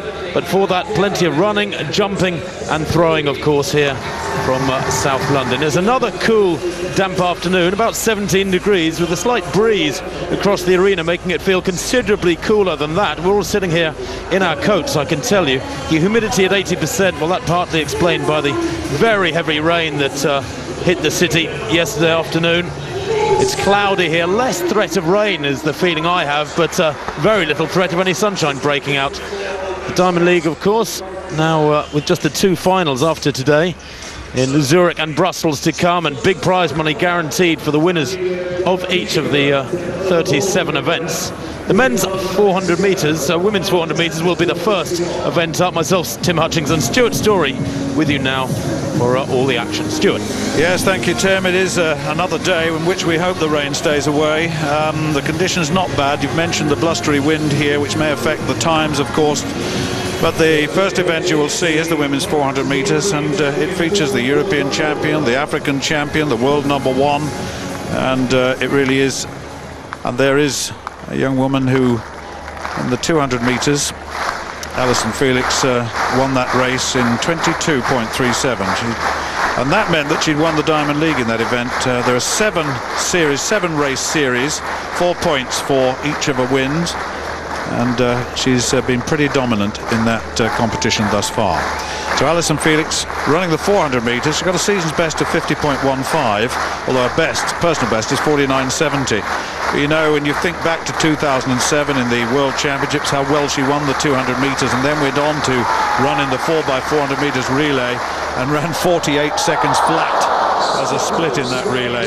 So she is a real talent. She's got a seed lane in lane 4, as you would expect, with the European champion Farova of Russia, the lane insider. But this is going to be a good race, I would think. There's a sprinkling of youth, and that youth is Terry Shakes-Drayton, Great Britain, our bronze medalist in the 400 metre hurdles, getting some basic running in. A relay split, incidentally, in the European Championships, 49.6.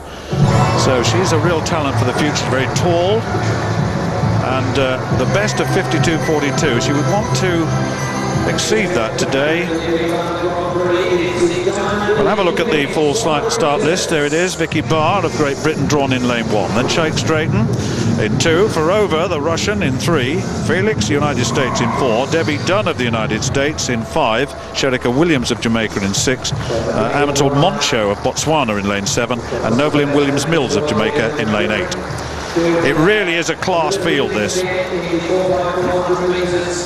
And we'll see who gets underway and see how well the European champion can do and how Felix will run this. Farova, the European champion. Debbie Dunn in the 5th lane is the world indoor champion. But Vicky Barr right on the inside, 3rd in the United Kingdom Championships last season. She's got a best of 52.40 this season, which equates to a personal best. So a little bit to find here. She's got the inside lane very tight. Well, I've mentioned Perry Shakes-Drayton, European bronze medalist at 400 metre hurdles, looking for some basic speed here, but that 49.6 split in the 4x4 relay must give her oodles of confidence. Youngster. Well, Well, here's the European champion, Tatiana Ferova. Won 2 medals, won the individual and the 4x4 as part of the Russian team. Best known as a relay runner until those championships. Well, much said about Allyson Felix of the United States. 6 World Championship gold medals outdoors, 3 at 200, 3 in relays, and those relays are the 4x4s. And she really is very strong. She'll be up against it, though, today with Debbie Dunn, the world indoor champion. She's got a best this season of 49.64. She's drawn in the 5th lane, 2nd in the most recent race in Stockholm. Shericka Williams is drawn in the 6th lane. Shericka Williams, the Olympic silver medalist from Beijing, world silver medalist in Berlin last year. Balamantle Moncho of Botswana, world finalist last year. The African champion most recently. Those African championships taking place at the same time as the European championships. 50.03 this season. And right on the outside, Noveline Williams-Mills of Jamaica, a bronze medalist in 2007. Remember, she led for most of that race and got overtaken in the final stages by a couple of Britons. But I would expect Noveline Williams-Mills to go off very, very strongly indeed. I really would. She tends to do that, but it's holding it together from 300 inwards. Felix, well, a 2nd race, already very easily winning the 200 in 22.37 last night.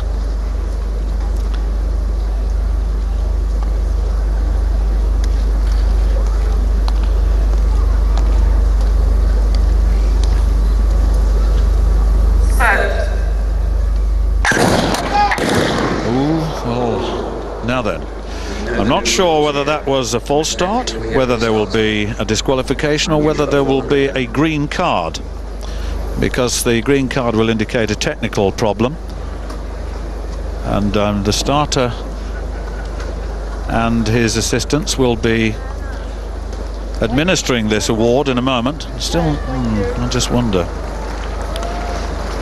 Remember the new rule, just to remind you, the first time a false start occurs, then the athlete is disqualified. It's pretty brutal, but of course it has meant that there's a great deal more discipline in the start.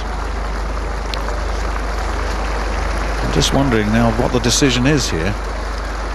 Everyone waiting, and they're holding up the athletes now.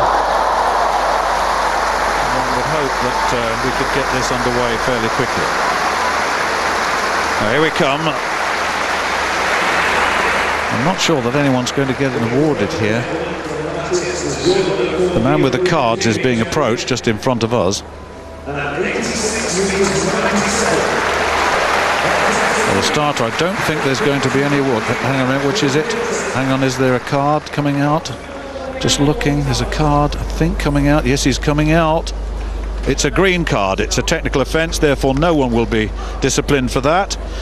So we'll go again with the lineup for this 400 metres for women. Vicky Barr of Great Britain in lane 1. Freya Shakes-Drayton, Great Britain in 2. Tatiana Ferova, the European champion, Russia in lane 3. Allyson Felix of the United States, already winner of the 200 in lane 4. Debbie Dunn, the world indoor champion, USA in 5. Shericka Williams, Jamaica in 6. Balamantle Moncho of Botswana, world finalist, African champion in 7. And Noveline Williams-Mills of Jamaica in the lane 8.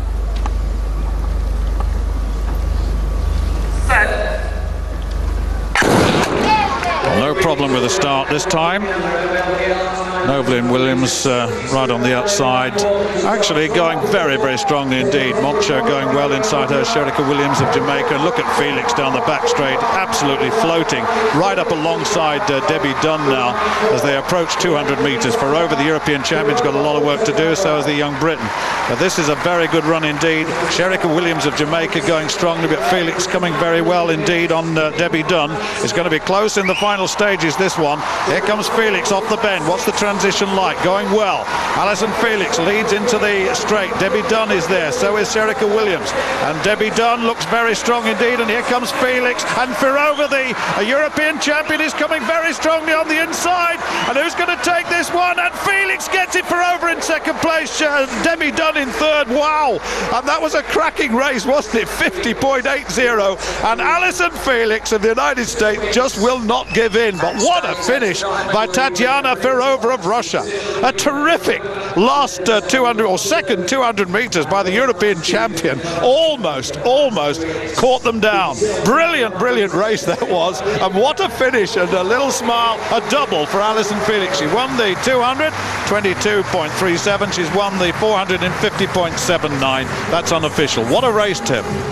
Brilliant race, wasn't it? And I think that really is proof that Felix has a great 400-metre future in front of her if we needed any reassurance, because she's up against the world indoor champion there, Debbie Dunn, in the purple centre of picture, who just inches ahead of her there.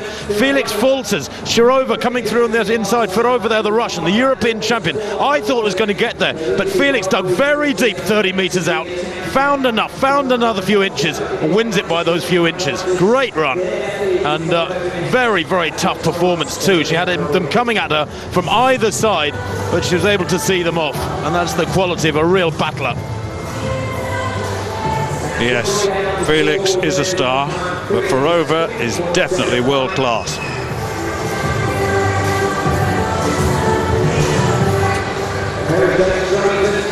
Well, we'll get the official result of that shortly, but my goodness me, we'll go and have a look. Actually, we saw earlier the men's discus. We'll have a look at that in a moment.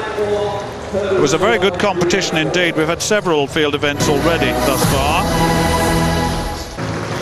Well, in third place, Virgilijus Alekna of Lithuania, who is 38 now, twice Olympic and twice world champion. His third round throw of 65 metres and 33. It was a season's best for him, incidentally. And there's his series for you. In second place at that point, but he ended up in third eventually.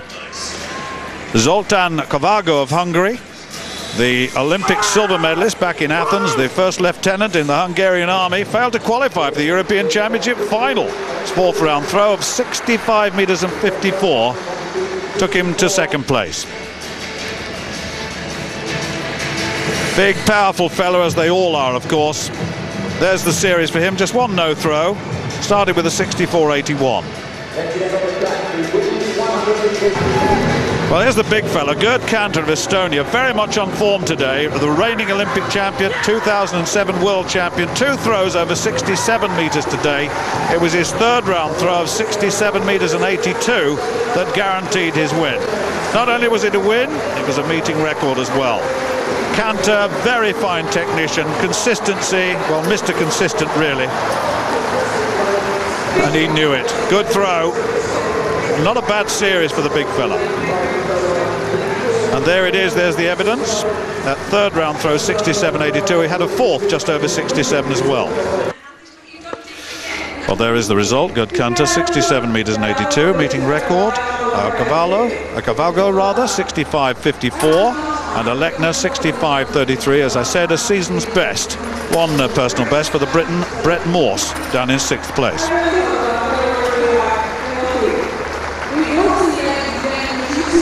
Well, it's a much more gusty, breezy afternoon here at Crystal Palace. I really do think it affected the times in that women's 400 metres, 50.79. There's the points for the diamond race standings in the discus. Malachowski leading with 14 to Kovács 13. Kanter down with 10. Double points, remember, in the final coming up, be it in Brussels or Zurich. Well, we've got to bring you up to date with the result of that 400 metres, with terrific women's 400 metres, where the United States versus Europe, really, with Ferrova on the right and Allyson Felix coming through to win it. And we'll just confirm the times for the race now. Just to confirm all that, there it is. 50.79, Ferrova 50.84, Debbie Dunn 50.89. It was really close. Look at that, the first four under 51 seconds.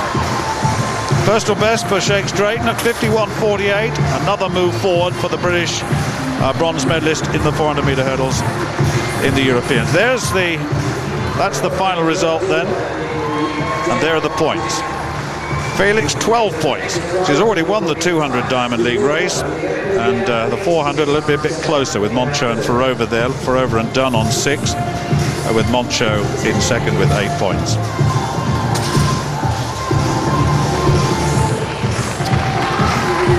Well, there's been plenty of action on the infield over the last hour or so, with some of the field events reaching their climax prior to these Diamond League track races getting underway. And just as in the men's pole vault yesterday, where the cool, damp conditions really did cause problems for the competitors. La Villani, the world number one, no heighting, for example, in that competition, along with Olympic champion Steve Hooker. So the heights in the women's pole vault over the last hour or so have been pretty modest.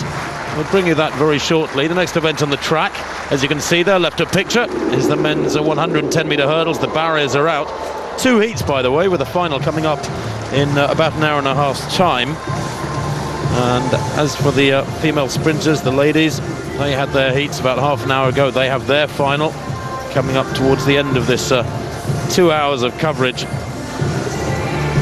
We are just keeping our fingers crossed that the winds don't get any stronger and that the rain stays away. Well, the men's shot, also one of those early field events. The world number one, Christian Cantwell of the United States, lost for the first time this season. His 4th round throw of 20 metres and 78 moved him into 3rd place, but well down on his season's best of 22 metres and 41.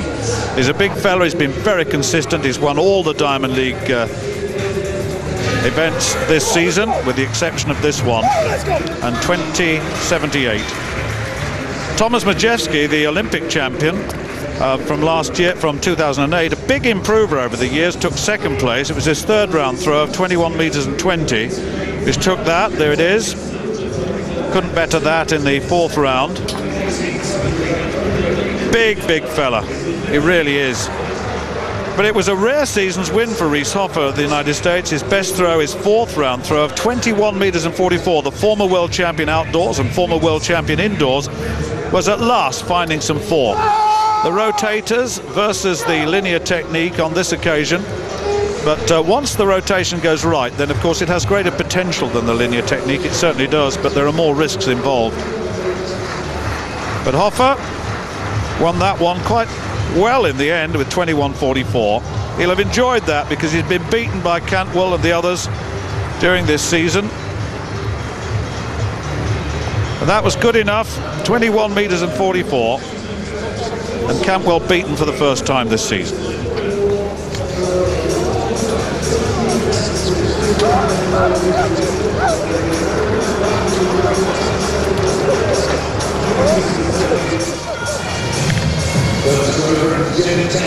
Well, confirmation of that win for Reese Hoffer, 21 metres 44. Majewski, the Olympic champion, in 2nd, and Cantwell on this occasion having to settle for 3rd place. I bet he's uncomfortable with that. He does, though, have a very comfortable lead and will win the diamond race standings in the shot over Hoffer. While over the far end of the sprint straight is the athletes for the first heat of 2 in the men's 110-metre hurdles. Brutans of Belgium goes in lane 1. GY of China in 2, a finalist at the World Championships last year. There's Will Sharman, 4th in those World Championships last year, but disqualified from his semi-final in Barcelona 2 weeks ago at the Europeans. Full started, and the unforgiving new rule saw him out. Dwight Thomas in very good form, the Jamaican. He goes in lane 4. Winner at Gateshead 4 or 5 weeks back, and then a 3rd at Monaco and a win in Lausanne recently. David Oliver, the world number one, unbeaten this year, and now the 28-year-old is the 3rd fastest in history. His philosophy after the disappointments of last year: concentrate on the next race. 12.89 is best. There's Svoboda, the Czech. He led the European Championships final until he hit the 7th hurdle and finished up in 6th place, the big Czech. He's a huge man at 6'5". In lane 7, Joel Brown of the USA, only 7th in their US Championships, but he's coached by Brooks Johnson, the same man as Dave Oliver, so probably more to come from Brown in 7. And Chris Bailey, the Commonwealth Games silver medalist from 2006 and the English champion just recently, goes in lane 8, although of course he's a Scot. Confirmation of that lineup. You can see a Will Sharman, the World Championship 4th placer and British number 2 after the win of the other Briton, Andy Turner, at the European Championships. He goes in 3. Thomas in 4, the Jamaican who's in such good form. And David Oliver, the American, the world number 1, goes in lane 5. The first 3 go through to the final, which is in roughly an hour and a half's time, with 2 fastest losers from these 2 heats.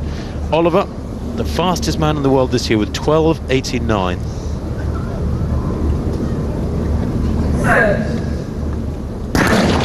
Well, away they go. Oliver, not a great start from him. It's that first barrier hard, second barrier hard too, but now he's ahead of the rest of them. pulling away too, and going well beside him in the yellow is Dwight Thomas at the far side. But look at Oliver here, going well too on this side is Chris Bailey, or was it Joel Brown, in fact, of the USA, I think, who took second spot, excuse me. David Oliver, though, winning it, no trouble there, 13.04, and that into a plus, with a +3 wind behind him. The wind can actually get too strong in the hurdles. It can start blowing you towards the barriers, and you're arriving at the barriers too early. Makes it quite awkward to fit the steps in between. But that from Oliver, 13.02 it's been rounded down to. Very, very impressive indeed. Didn't get a great start. I think he was just playing a safe start there, Stuart, fourth from left. Yes, he was, but his reaction to the hurdles has become very, very effective indeed. His trail leg is terrific. It comes across so quickly. He's down the centre of the hurdles, hits a couple, but that doesn't matter if you hit it with the trail leg. It's the lead leg you've got to watch. Let's have a look at second place. I think it was Joel Brown who got the second place just, I think, from Dwight Thomas of Jamaica. And so just have a little look at this fella. He is undoubtedly the world's #1 this year. He's a big, solid citizen, hits the first hurdle, but the wind behind does pull you into the hurdles, and you have to react to them, and he has to react to them very quickly at the best of times without a 3-meter wind behind him, so it can work against you. A little bit high over that one, not as perfect as I've seen him, but this is a heat. For a hurdle of his stature, he will want to take it as easy as possible, but I have to say to you that very close to 13 flat, and it wasn't technically that good at the end of the day. Just clipping a few hurdles, nothing that stops his momentum going forward, that's for sure, and we shall see much better in the final later on, I would think. But if he got 13 there, he's bound to go sub 13 in the final. Andreas Torkildsen then, 84.14 in the first round, and no throw in this second round. This is a replay of his first round effort. Not a bad opener, and indeed the best of the first round. That's an 84.14 for the European champion, twice European champion now, twice Olympic champion, of course, the Norwegian. Bit of a pin-up boy, for obvious reasons, back in Norway, at 1.90 m. Said earlier on the season he still felt he was lacking a bit of something, but with 1 or 2 niggles to his groin, he's been able to push through the centre of the season and come out the other side smiling. Although he did lose in Stockholm 8 days ago, but that's a solid opener here in London, 84.14. They do have just 4 throws each, don't let's forget. David Oliver winning then in 13.02 from Joel Brown and Dwight Thomas. Those three go through to the final of the 110-metre hurdles. The second heat coming up.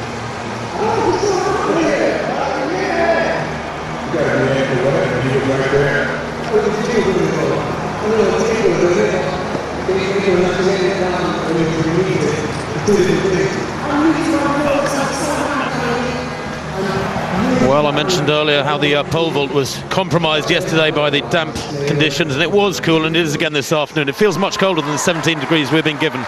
Gillian Schwartz, though, of the USA. Well, Schwartz, very much one of the top Americans.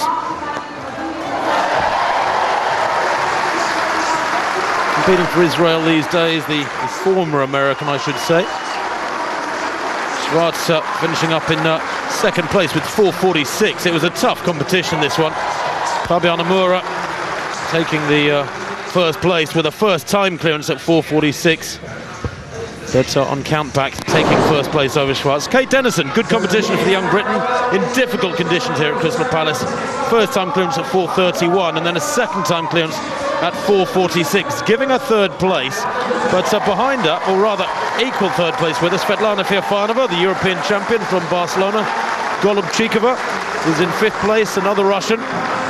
So she's taken a couple of useful scalps here today as Kate Denison. Confirmation of that competition result. All the first 5 on exactly the same height. It really was flattened a little bit, if you'll forgive the pun, by the conditions. Very, very breezy over there.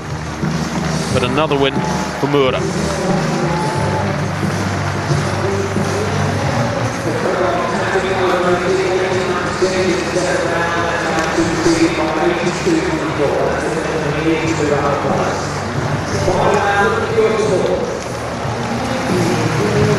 Well, 4.46, very modest height though when you think that Jen Suhr's world-leading performance this year is 4.89 meters. Second heat coming up for the men's 110-metre hurdles. That wind, if anything, is picking up here in South London. The trees around the arena blowing very, very healthily.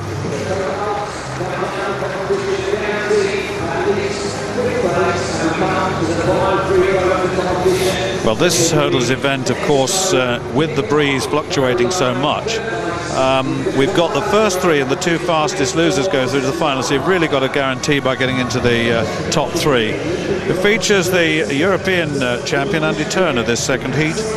Ran so well, very close to his personal best in the European Championships, 13:28. He's got a little bit to find, but he's in a very good lane, and it's a very good race for him because Ryan Wilson, the American, is next to him in the fifth lane. He's a 13:12 man and in very good form at the moment. We've got several Americans in the race. There's such a history of American success. Schwarzer of Germany, semi-finalist in the European Indoor Championships last year. It's 13:58 his best. He's drawn right on the inside. Garfield Darien of France, the European silver medalist, 13:34 his best this season. Another fine from the World Junior Championships. Jason Richardson of the United States, double World Youth Hurdles champion back in 2003. He's got a best now of 13:34. Ronnie Ash of the United States, North American and Caribbean under-23 champion this year, 13:19 his best. Ryan Wilson of the United States. Now here's the man, I've always enjoyed watching him. He's a robust hurdler, he's a very dynamic hurdler, and he's in very good form with 13:12 this season, very consistent. The European champion, Andy Turner, next to him. He said he found the extra gear, and he just smelt that gold medal. This is a different proposition. The rain is beginning to fall now as I say that, which adds to the problem. Akins, Ty Akins, former American collegiate champion, 13:38 his best. Saw him in Gateshead, he was fifth in the race in Gateshead. Alameen of Great Britain, 21 years old now, fourth in the English Championships, 13:83. So with the first three to go through, then I would look to Wilson to be there. You can see the evidence of the rain on the screen. There's the confirmation. Schwarzer, Darien, Richardson, Ash, Wilson, Turner, Akins and Alameen. The second heat of the men's high hurdles.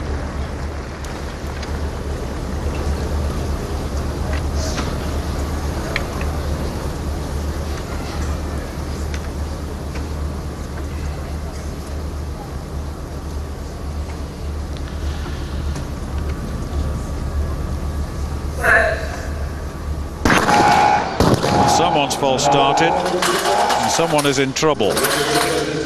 There'll be a little bit of delay whilst they replace those hurdles. Now then, I just wonder whose fault that was. Let's have a look, see if we can see from here. Not entirely obvious from that. It's not always the case that it's obvious, but and it may well be a technical problem again. There may well be a green card, I don't know. We'll have to wait and see. You don't get the yellow cards these days. Well, you can get them. You can get them in the room in which you meet before coming onto the track, I'm told. I'm not sure there wasn't a... They add up to a red card, they can, if there's dissent. Sorry, John, I'm not sure. There wasn't a slight twitch over and about lane 4, Ronnie Ash, perhaps, but that was the Briton Alex Alameen the camera was concentrating on just there. Nearest the camera in lane 8, I think. Oh, it is. What a shame. Now that's a big disappointment for a young fella. He's got a real opportunity to compete against the very best. Let me remind you of the lineup for this second heat of the men's hurdles. Schwarzer, Germany. Darien, France. Richardson, USA. Ash, USA. Wilson, USA. Andy Turner, the European champion, lane 6. Great Britain. Ty Akins, USA. It's the full lineup now. First three go through by right, plus two fastest to the final, just after 4 o'clock this afternoon.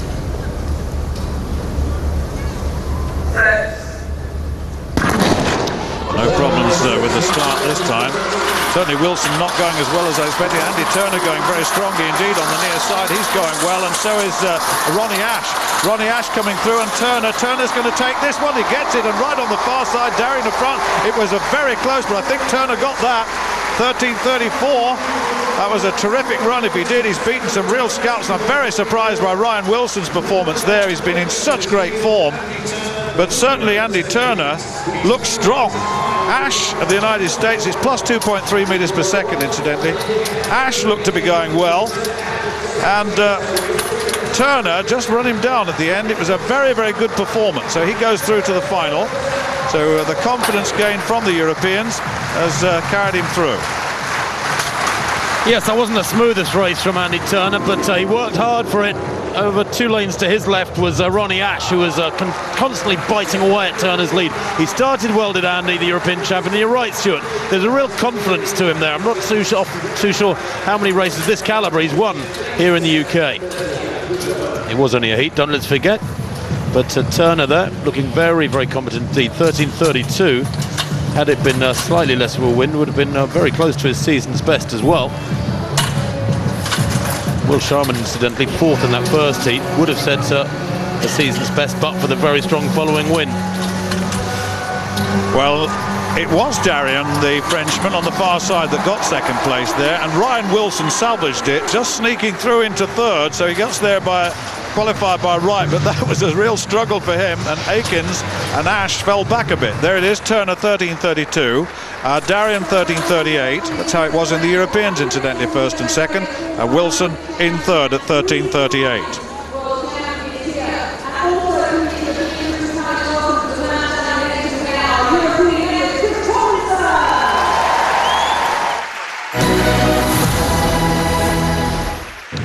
Well, the triple jump, Olga Saladuka of the Ukraine, the European champion, 9th in the Olympic Games. Got a third place here with a third round jump of 14 meters and 20. Well below our season's best of 14.81, but the fluctuating wind really playing a part in some of the performances here. 14.40, in fact, in third place.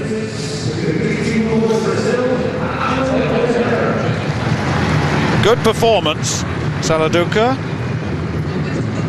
but couldn't quite get the result that she wanted. Olga Lipakova of Kazakhstan, the world indoor champion this year, 4th in the Olympic Games, despite jumping 15 meters and 11. I mean, that's some performance. 4th round jump of 14 meters and 74. And that was the evidence. Good performance by Rypakova. Just having another look at that. Very rangy, very tall, as most of these athletes are. Good leg shoot at the end. But Rypakova, a 15-meter jumper at her very best. 14.74, second place. But it was the twice world triple jump champion, Yagelis Savinya, who took it second to Rypakova in the World Indoor Championships earlier on this season, as the Cuban reversed it all here. Second round jump of 14 meters and 86 was good enough to take that. Very quick on the runway, not as tall as the others, adjusts on that approach incidentally when she hits the board, and you can see how close to 15 meters she was. A very, very fine approach. She hits the board perfectly well. Very nicely done. Good leg shoot at the end and rotates forward. And that good enough. 14.86, a second round jump. Good enough to win overall. Let's just have a look at that result. Savinya 14.86, Rypakova 14.74, Saladuka 14.40. I think I said 14.20. It's 14.40, and Rodic 14.25 in fourth place.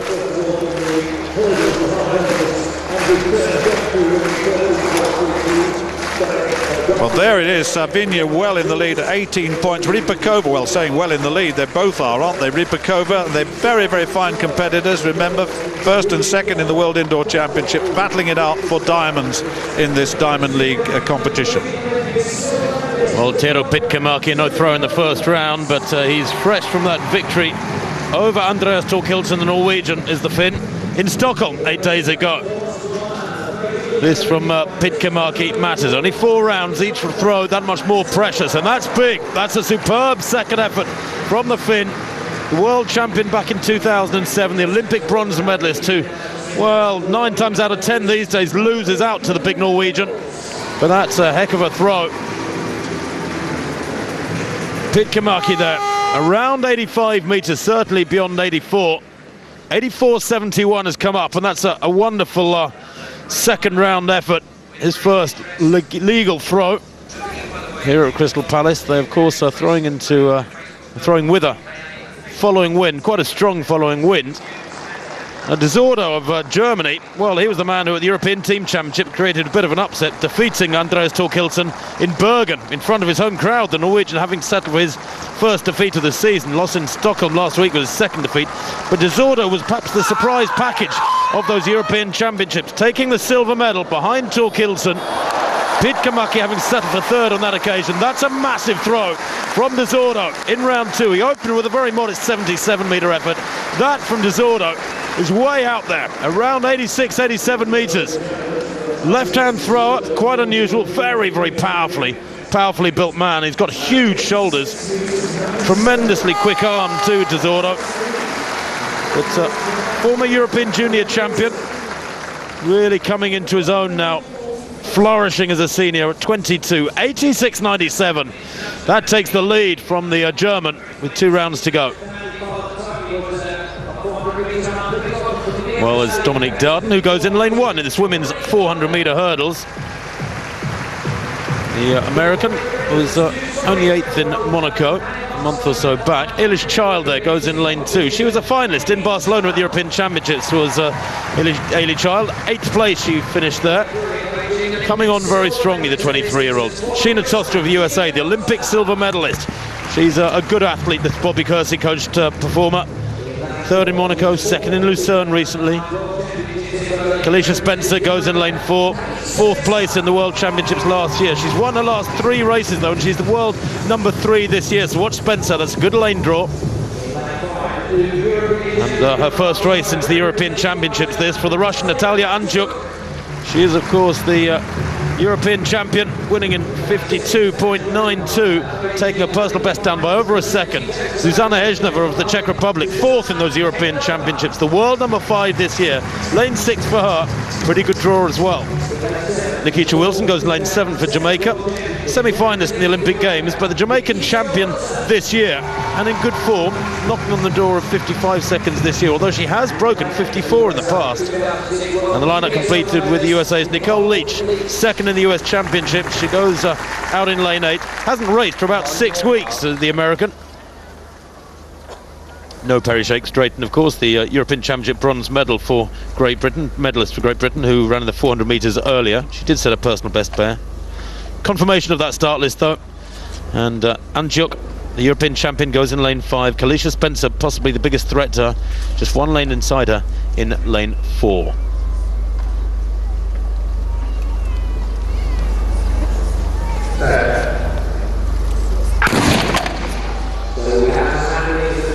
Well, away they go. Nobody really showing just yet. Although it is Kalisha Spencer in lane 4, who seems to have made up quite a bit of ground on Anchuk outside her. Yes, and in lane 3, Sheena Toster too has started quickly. 3 and 4 there, Toster and Spencer. And Spencer right up alongside Anchuk, the big Russian, in lane 5. Easily the tallest in the field. It's got a lot of work to do here. My word, she's way back on the Jamaican. Leach going well too on the outside in lane 8, left of picture, but there's the stagger and wind. Surely 1 or 2 will come through. But it's Kalisha Spencer at the moment in lane 4 with a big lead. Oh my word, Anchuk there in lane 5, top of picture, all over the place at that barrier coming into the straight. Outside her, Hejnova of the Czech Republic having a good run, and in lane 2, Eilish Child having a very strong run here. If she can finish well off the final barrier here, look at Spencer, it's going to be a quick time. She wins by 8 metres. Real battle for 2nd and 3rd. I think Hejnova taking 2nd from Eilish Child in 3rd, 53.78. Well, that's a strong performance in these conditions, and frankly that was underlined, wasn't it, by the winning margin. It was 8 or 9 metres. What happened to Natalia Anchuk there today, I do not know. Maybe a little bit of too much Russian celebration since those European Championships. It was her first race in 2 weeks since Barcelona, but she was way off the pace there today. Well, just looking at the final stages of this, Spencer well out in the lead, technically very good indeed. Eilish Child of Great Britain running well from lane 2, right on the outside as well, Nicola Leach of the United States. But this Hejnova of the Czech Republic, very strong as well. And Hejnova, I think, just sneaks second place. She does, yes, indeed. Just from Child. And personal best for Ellie Child of 55.16. 53.78 the winning time. Very high over that hurdle. But certainly Spencer, the class act there, and the European champion, didn't get into the race at all. Looked very uncomfortable on that occasion. European champion, personal best down to 54, from 54 to 52.92, Anchuk. And that was Sally Gunnell's Barcelona Stadium record that was broken on that occasion. But Spencer was a class act there. Well, the javelin has been going very, very strongly indeed. Andreas Thorkildsen, the double Olympic champion, defended his title well.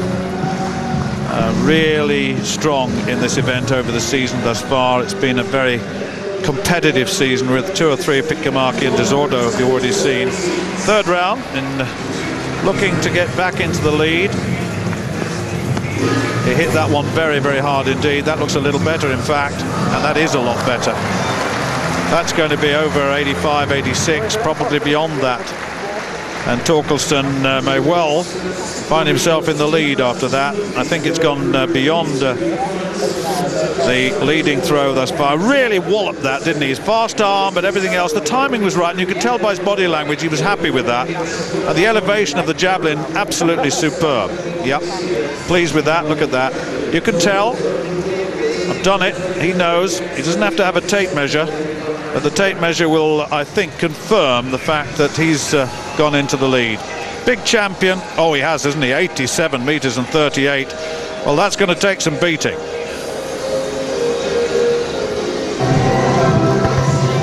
Well, the high jump's taking place on the D in front of us here near the finish line, and Jessie Williams having a good day so far. The American, 3 jumps, 3 clearances, 2:27 coming up for Williams, the American champion. Oh, lovely effort. Brilliant jump. He's relatively small, Williams. 1.83 makes him 6 foot. And when you think that many of his rivals are 6'4", 6'5", even 6'6", he's got to have enormous power to get up there. Scrapes it with his shoulder, but it stays on. And that from Jessie Williams. Maintains his cleat card and his lead at the moment. More of that high jump later on. Carlo in the javelin, this 4th round. 78-71 is best so far. Needs to be a little better than that, and I think that may well be. It's over the 80-meter mark, 82 or thereabouts. And Wakola making a little bit of an impact here. The Finns, of course, that's their wonderful event, the event they follow so well in Scandinavia. It's a very important event for them, the successes they've had over the years. And that, 82 meters and 24 on our computer now, and that's it. He's gone into 4th place.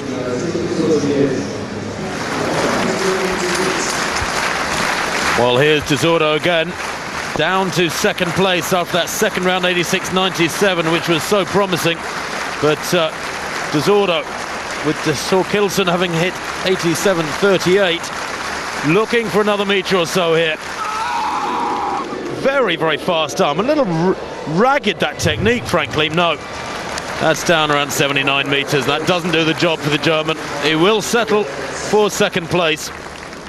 But he hit the one big throw, 86.97 in round 2, making it a solid day's work.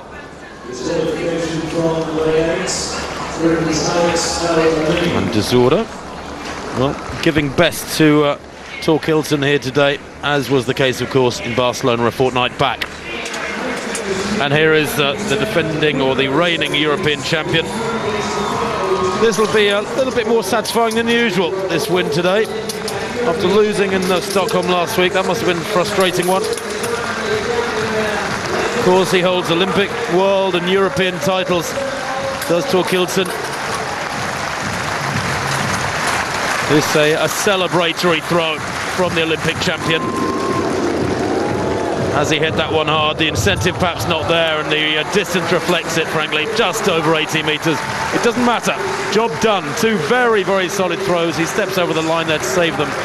Measuring that one, but 84 metres is opener, and then the big one in round 3, 87.38, to win by, well, only about a foot or so from Desordo of Germany. The win confirmed for the Norwegian. Normal service resumed.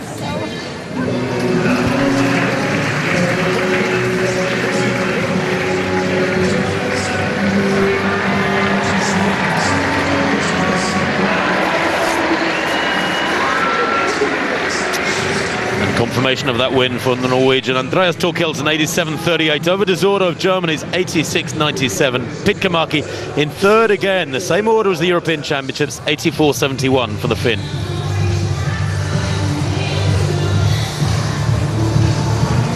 And just confirmation of the standings in the Diamond League situation. Thorkildsen way out in front there, as you'd expect, with 22 points. He's uncatchable. He'll win the Diamond event for the javelin. Pitkämäki second, Friedrich a distant third.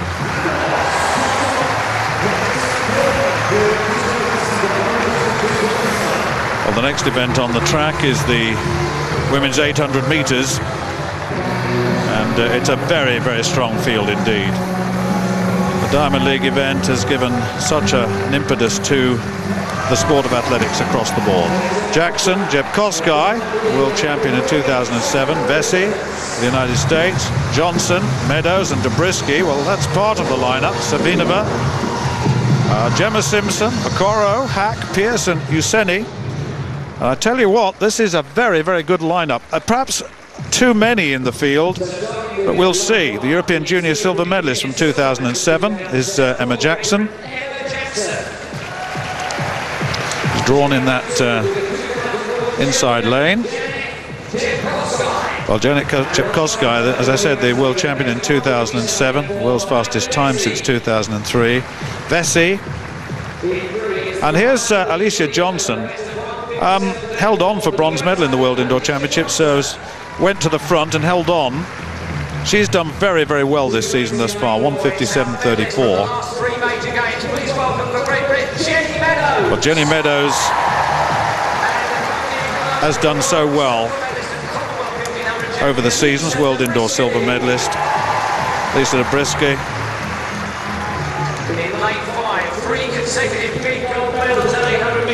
Savinova, 3 successive goals, European silver in 2009, that's indoors, world indoor silver this year, European silver 2010. Well, Gemma Simpson, 158.74, her best this season. She's drawn out there in the 6th lane.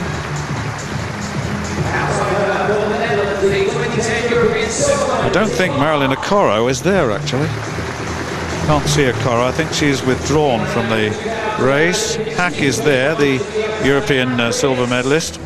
Anna Pearce, the Olympic steeplechase finalist from 2008, also there, and Useni on the outside. There's Pearce and Useni.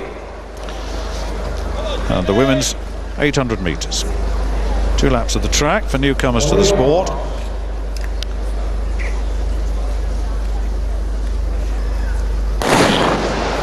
We'll see who takes this one on, really. Jepkosgei's gone off very quickly on the inside. So has Johnson, the American, who's had such a good time thus far. Pearce of the United States, the tall figure right on the outside, going very strongly indeed. But Johnson, Alicia Johnson of the United States, has been running with a real confidence, Tim, over this season thus far. And she goes into the lead and attempts to establish the tenor of the race, along with Sadinova in 2nd place. That's exactly right, Stuart. She's powerfully built as Johnson. That 157 personal best this year and the win at the US Championships has given her enormous confidence, and you have to be assured of yourself to take the lead in blustery conditions with a field of this calibre of 10 athletes queuing up behind her, some of them very, very strong indeed, including the Britons. I'm delighted to see Lisa Dobrisky in this one. She gets so rarely an opportunity to race over 2 laps. What can she do? Remember, she's got the 1500 in her legs from yesterday. Yes, indeed, 57.42, so it's a very respectable first 400 metres, I should say. Johnson is leading. Savinova Used to winning medals, of course, the recent world champion. You can see Jepkosgei in the running wide, the blue strip on the left of the shot. Usaini is there as well. Right on the inside, Anna Pierce of the United States, the steeplechase finalist, is there. And Jenny Meadows has got a little bit of work to do here to catch up in this field. The rest, well, it's bunching with 200 to go. Jepkosgei comes out to the front. Savinova is there, Johnson is there. Here comes Gemma Simpson on the outside.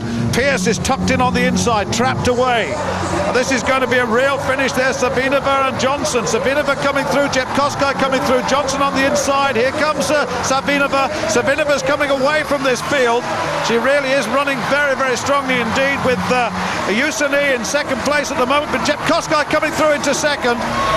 Savinova wins it, Jepkosgei second, and a real battle between Usaini and Gemma Simpson for third place. I think Gemma got third. Good race indeed, and the time 1:58.65, and that really was a good true run race, one of the best 800s I've seen of late. Very, very good field, a very competitive field, a very solid first 400 metres, and the European champion prevailing in the end, so European champion's doing quite nicely. Lovely smile there from Savinova, the Russian, yes. And it was a great race, wasn't it? Good pacemaking. I say pacemaking, of course, it was Alicia Johnson who led them round the first lap, 400 metres and 57.4, 600 metres in just outside 1:28. Just about perfect for this big pack. And look, there's 8 or 9 women there battling away, well under 2-minute tempo with 200 to run. Jepkosgei coming around the outside's got to run the longest line. All of them, in fact, at quite a quick tempo, having to run a long way around the outside. Look at Jenny Meadows out there in lane 3 now, just about coming down the outside, but she didn't quite have it here, Jenny, after the mid-season injuries she suffered. She's still not back to 100% form. Savinova there, quite an awkward looking runner actually, but staying 3 or 4 metres clear. Jepkosgei second, and it was indeed Emma who was third there, Gemma Simpson. Looking forward to seeing the time, Stuart, I have to say, because I think Lisa Zabriskie might well have broken 2 minutes for the first time. Right, it's just coming up. She's a click outside 2 minutes to Zabriskie, but a huge new personal best. Well, that was a very good last 150 metres by the European champion, wasn't it? Really ran very well. Jepkosgei left a little bit too much to do, but a good run all round, really. And it promised to be a very competitive race, and it proved to be so.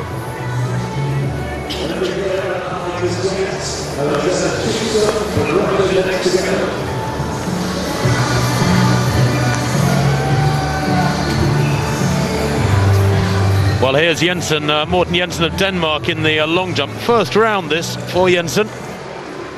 That's way below 8 metres, as you can see. Those superimposed lines on the sand aren't always 100% accurate, but they're not too far out. And clearly Jensen there with a bit of work to do. He's an 8:21 jumper this year, the national record holder, not only in the long jump, but at 100 as well. He's run 10.2 as Jensen. Produced in the European Championships a no mark in qualifying. Had a bit of a disaster in Barcelona for one of the top Europeans. That was a huge disappointment. 7.71, well, a modest opener for the Dane.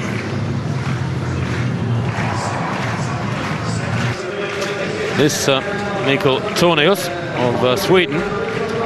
He's an 8.12 jumper this year, Tornius. 9th in those European Championships. Here he is in his opening effort, and that's again leaves quite a bit to be desired. It's way below 8 metres from Tornius. Don't think he's too pleased with it. They are jumping with a slight following wind here. They're protected a bit more from the strong gusts that are out on the track by the stands, but around 1.5 metres per second, most of these wind speeds. Yeah, uses a hang technique. 770, not good enough. But a hang technique, most of the men now, the big jumpers, will use the hitch kick technique. It's all to, and this is one of them. Phillips is a man who's proved himself, the 2004 Olympic and 3 times world champion. He's an 8.46 man this season, his best 8.74 last season. And he'll use a hitch kick. It's running in the air. It's all about getting rid of all the unwanted rotations. And he really lifts off the board. There you go, and that's, if he gets a white flag, a very big jump indeed. He knows there's more in the tank, though. He can do way beyond 8 metres, this fella. Let's have a look. A little bit of a stutter at the end. I think he got his approach a little bit wrong. You can see he smiled as it happens. I was just looking at this. Yeah, he doesn't quite get it right, does he? Technically, he's a very good athlete. Absolutely super duper.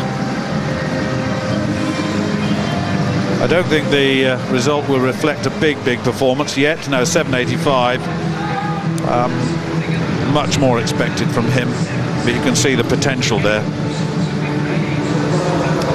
Let me bring you up to date now with the result of the women's 800 metres, and what a good race it was. Savinova 1:58.64, Jepkosgei 1:59.16, and Gemma Simpson 1:59.26. A very good competitive race for her.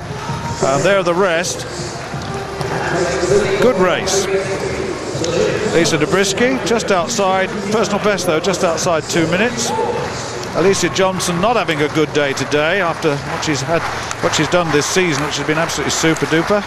Jepkosgei 9 points, Alicia Johnson 8, Savinova 8, so it's still anyone's really, the 800 with 2 competitions to go. Gemma Simpson on 3, Langat on 2, of course Langat a 1500 metre specialist, Olympic champion.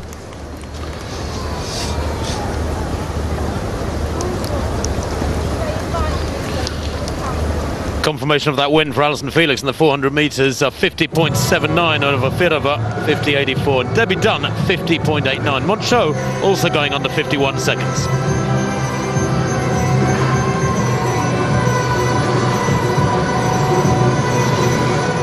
On the next event on the track is the women's 3,000 metre steeplechase. You can see in the foreground there the barrier about 20 yards past the start-finish line. The rain unfortunately continuing to come down here at Crystal Palace. Well, it's Tornius again. I've said one look at him before. Tornius, I'm just looking at his best, the Swede. He's won the Swedish Championship 6 times. He's an 8m12 jumper at his very best, and that very best came this season. Nice little hang, and that's around about the 8 metre mark. Not getting the big jumps yet. He's said, you know, a little bit of forward rotation. Didn't quite get what he wanted there. Yeah, you can see. Hits the board okay.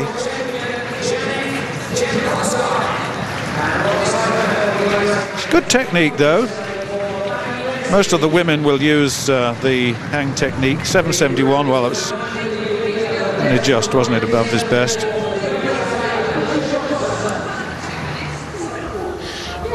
Well, I said the steeplechase is next. Here is the start list. Quite a big field, by the way. Some 15 athletes in this event. The best of the field, of course, the Africans, Lydia Jebet-Rotich and Gladys Kipkemoi. And in particular, Milka Chemos, the fastest in the world this year from Kenya. Running a 9:11 in Rome back in early June. Chemos. Well, Maitreya Hyman is a regular pacemaker on the steeplechase scene. The Jamaican, paced in Shanghai and in Oslo earlier in the summer. 37 years old now. Helen Clitheroe, the national record holder for Great Britain, hasn't raced since Gateshead. Clitheroe. Kowalska, 10th in the European Championships, the pole. Chemos Chewa, there she is. Very, very impressive runner. The world #1, winner of the African Championships a fortnight ago. But beaten in Stockholm last week by the European champion, the newly crowned European champion, Yulia Zarodnieva, who's also in this lineup. She could be the one who mixes it up with the Africans yet again. Rotich, watch out for her. Lydia Rotich, 2nd in the Kenyan Championships. There is Zarodnieva, just 24 years old, but one of a number of European champions who won in Stockholm 8 days ago, and a very, very impressive night of athletics. Hattie Dean, 4th in the European Championships, had a wonderful time in Barcelona, did the Young Britain.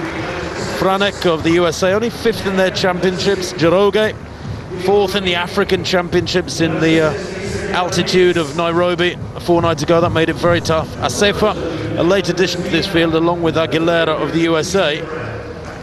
And Tina Brown nearest the camera there. Only just under 10 minutes this year. She may well struggle in this sort of company.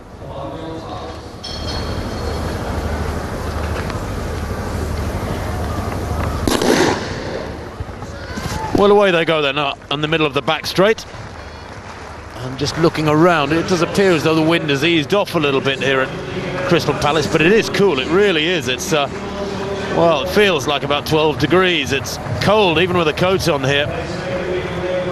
Hyman goes out in front.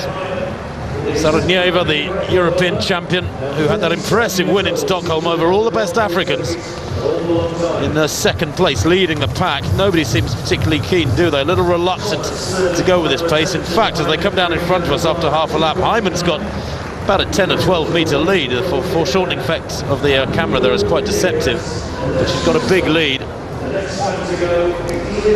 Hattie Dean, well, I don't know what's wrong with the Briton. She must have stumbled, I think, because she's 10 or 12 metres off the back of the pack already, and I didn't see it, I must admit.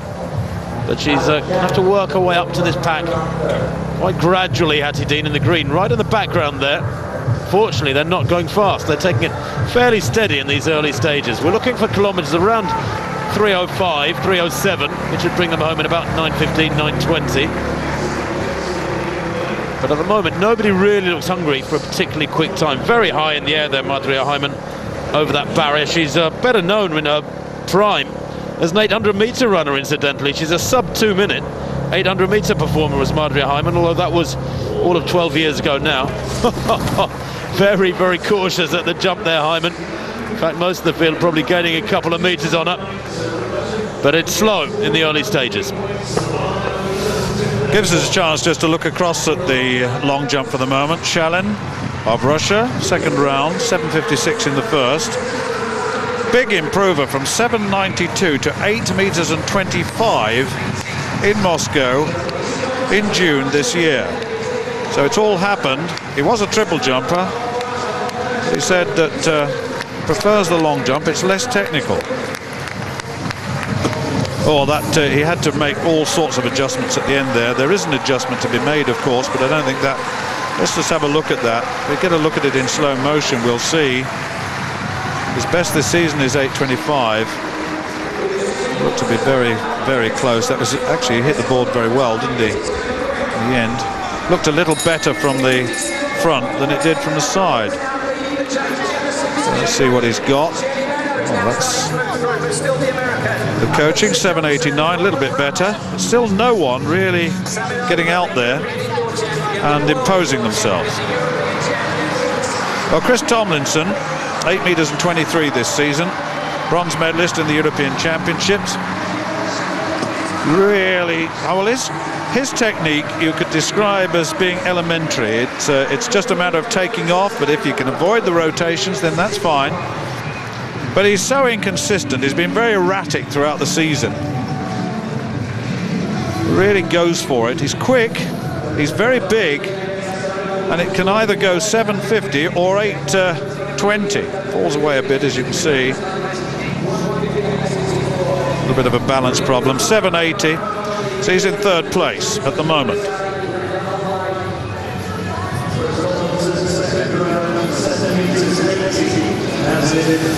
Well, Dwight Phillips then, second round.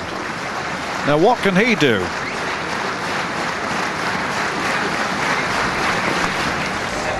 He really does motor, doesn't he? But he's still not finding the distance that we know he's capable of.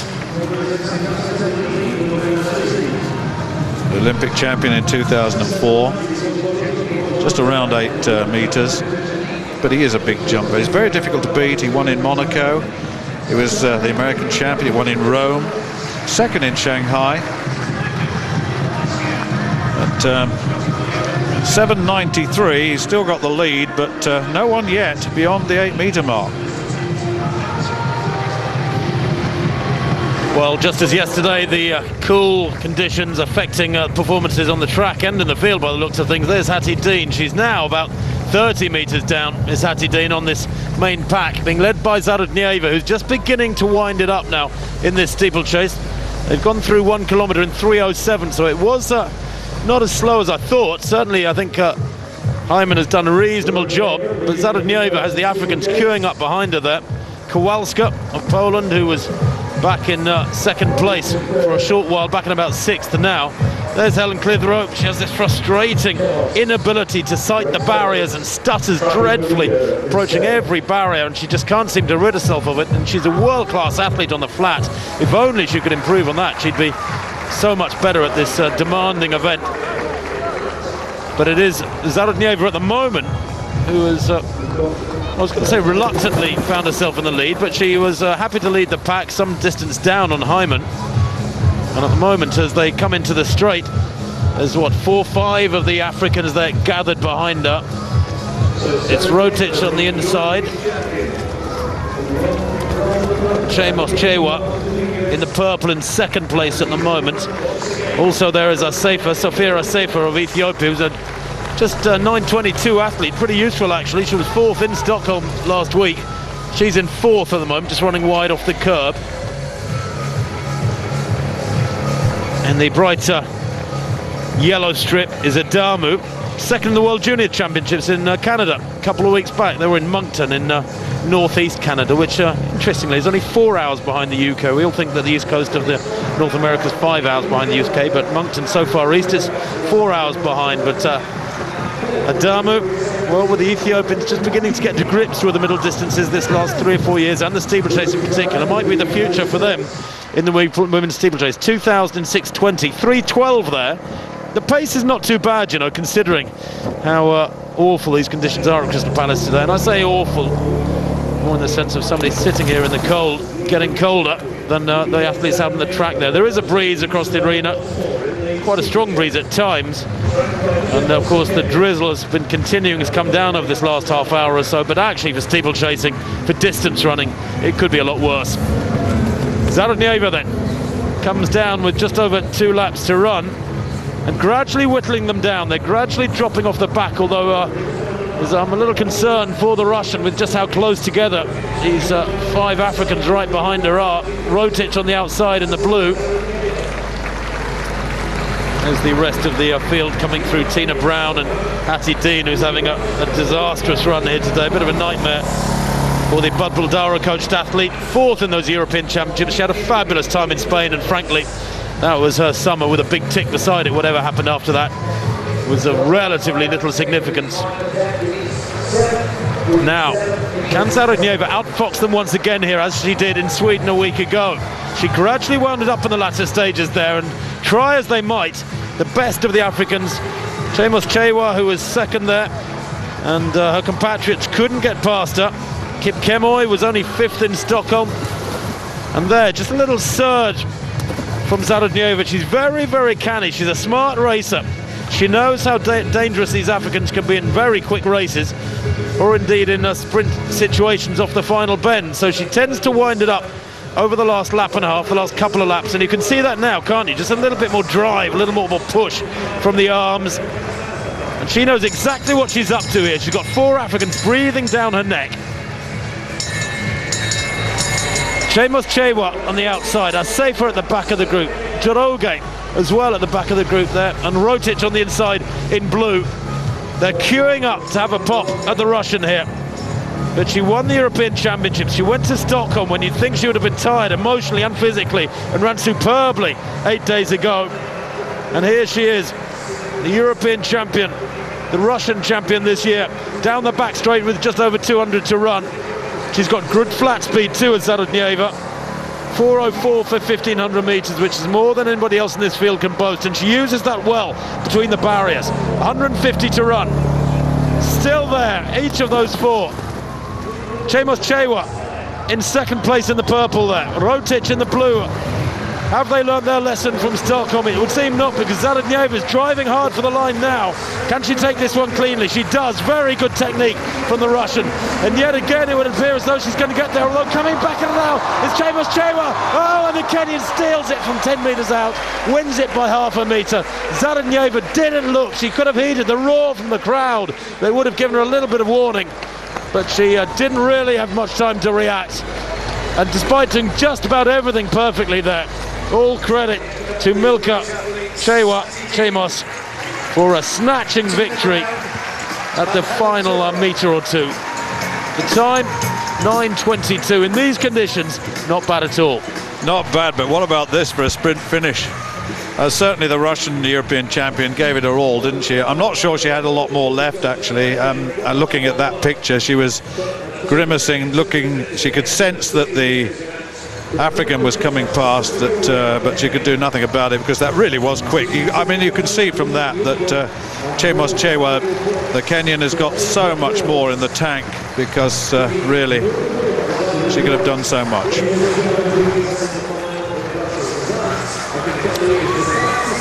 Well, the conditions for high jumping aren't particularly good at all here today. They don't like a slippery takeoff surface, the high jumpers, but it's been continuing over the last hour or so. Well, this is the high jump, Thomas. Looking to advance his position in this championship. The Russian high jumpers always doing well of late. So, yes, indeed. 2:27, second time clearance. Donald Thomas.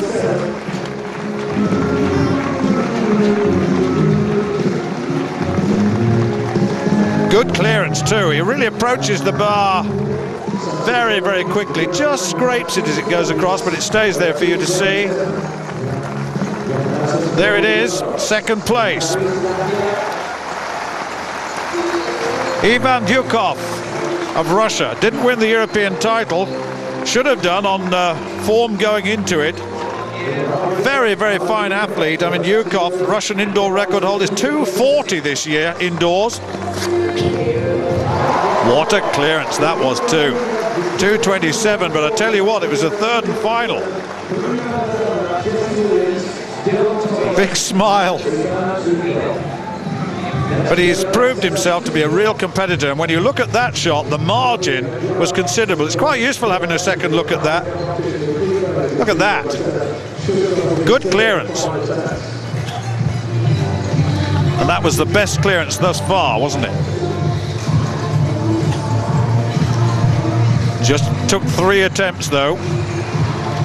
Well, Shustov then, World Student Games champion, winner of the European Team Championships. A very good run, European champion too.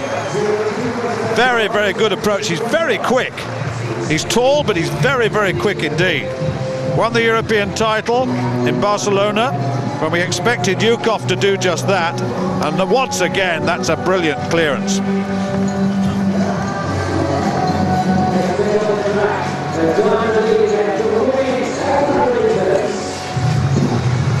Well, that high jump continues.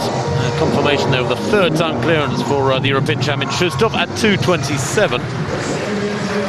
Morten Jensen, though, over the long jump on the other side of the arena. Jensen's card. Well, he opened with a 7:71. Then a no jump. Still nobody over 8 meters. This the third round effort for the Dane. This opens round 3. Oh, that's better. That's almost 8 meters. Very, very close indeed. Clearly these men jumping with a mix of slight headwinds, some following winds and some efforts. It's gusting in this arena, it has to be said. Conditions are not conducive to good jumping because the very, very useful performers, Dwight Phillips amongst them, and Chris Tomlinson, of course, a medalist in Barcelona, are struggling to get to 8 meters. Jensen there, 7.96 in round 3, and takes the lead.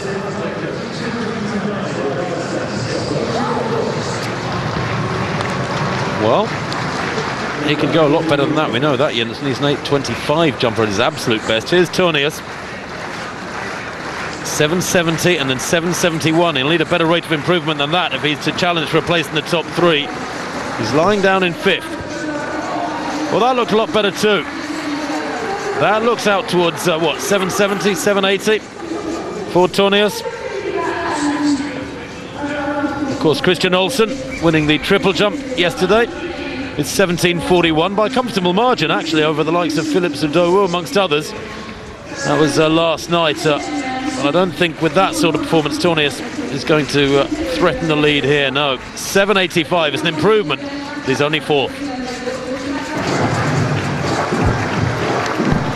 Dyukov then, second attempt at 2.29 in this high jump competition, yes!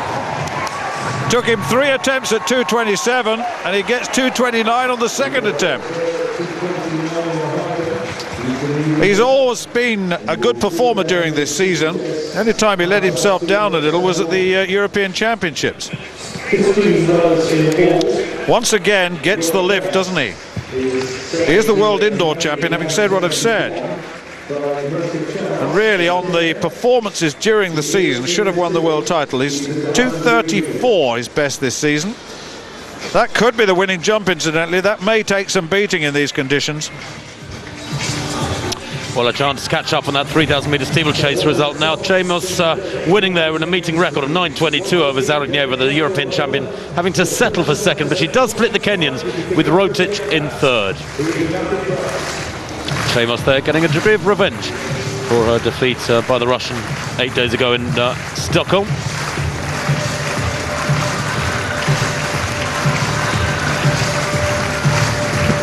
We can now confirm the standings in the steeplechase, and of course Chamos with yet another win, way out in front. 20 points for Milka Chamos over Kip Kemoy, her compatriot, in third place. Zarudnieva with 2 points today in third place with 6. Well, the next event on the track is a very high-profile 400 metres. Jeremy Warner will be drawn in the third lane. That's the big fella. That's Jermaine Gonzalez of Jamaica. He should feature here too. There are 3 men under 44.5 or thereabouts in this race. Jeremy Warner certainly proved himself once again to be the world #1. Faltered a little bit at the beginning of the season. 44.49 his best this year so far. But there is the lineup. Torrance of the United States in 1, Rooney of Great Britain in 2, Warner USA 3, Chambers Jamaica 4, Gonzalez Jamaica 5, Bingham Great Britain 6, Borlée Belgium 7, and Gillick of Ireland in lane 8. Big crowd. A big performance required here. It's going to be tight for Warner because Chambers and Gonzalez, well, the 2 lanes outside him are tough. And remember, Bingham is going well, and so is Kevin Borlée, the Belgian, the surprise European champion in Barcelona. He went from 5th to 1st over the last 50 metres. A terrific finish. He's got a twin brother. There's Torrance, world indoor bronze medalist this year. 44.8, his best set this year. Martin Rooney, 44.99 this season. Got a bronze medal in the European Championships. Very tall. Got to the Olympic final, was 6th in that in Beijing. Jeremy Warner, coached once again by Clyde Hart. Went with Michael Ford for a while. He remains in the team though, does Ford, but Hart has brought him back to somewhere near his best. Ricardo Chambers also in very good form. 44.54 this season. The second in Monaco in the Diamond League race.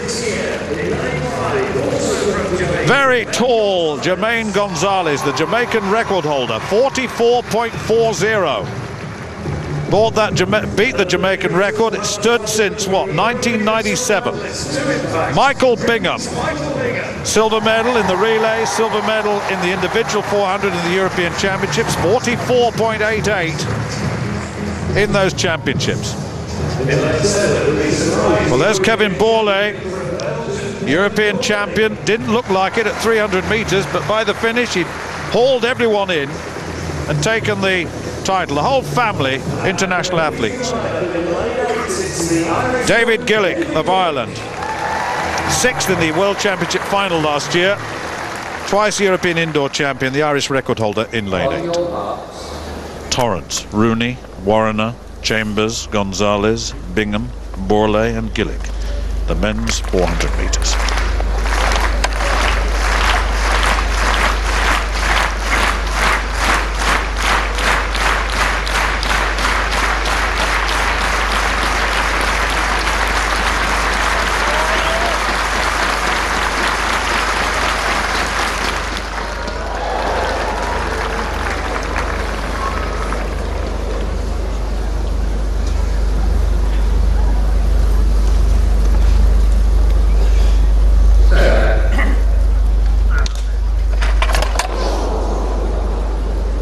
Sure what happened there. Well, Well, Chris Tomlinson in round 4, lying in 6th place with 7 metres 80 from round 2. This is a final effort to redeem himself, so to speak. Of course, Chris coming up with the goods in Barcelona, the bronze medalist in those European Championships, the world indoor silver medalist 2 years ago. Huge adjustment there approaching the line. Stuart made a comment a few minutes ago about how rudimentary, how basic his technique is, and he looked pretty awful there too. He's a big lad. 195 tall, makes him 6'5", but look at those tiny little steps before getting to the board. Forward rotation too, wasn't a good leg shoot, and that by Chris's standards, still shy of 8 metres, indeed well shy of 8 metres. That from Tomlinson, 7.92, does in fact have 2 jumps to go. 3rd place then for the Briton, but surely more to come. Torrance, Rooney, Warriner, Chambers, Gonzalez, Bingham, Borlée and Gillick. The men's 400 metres.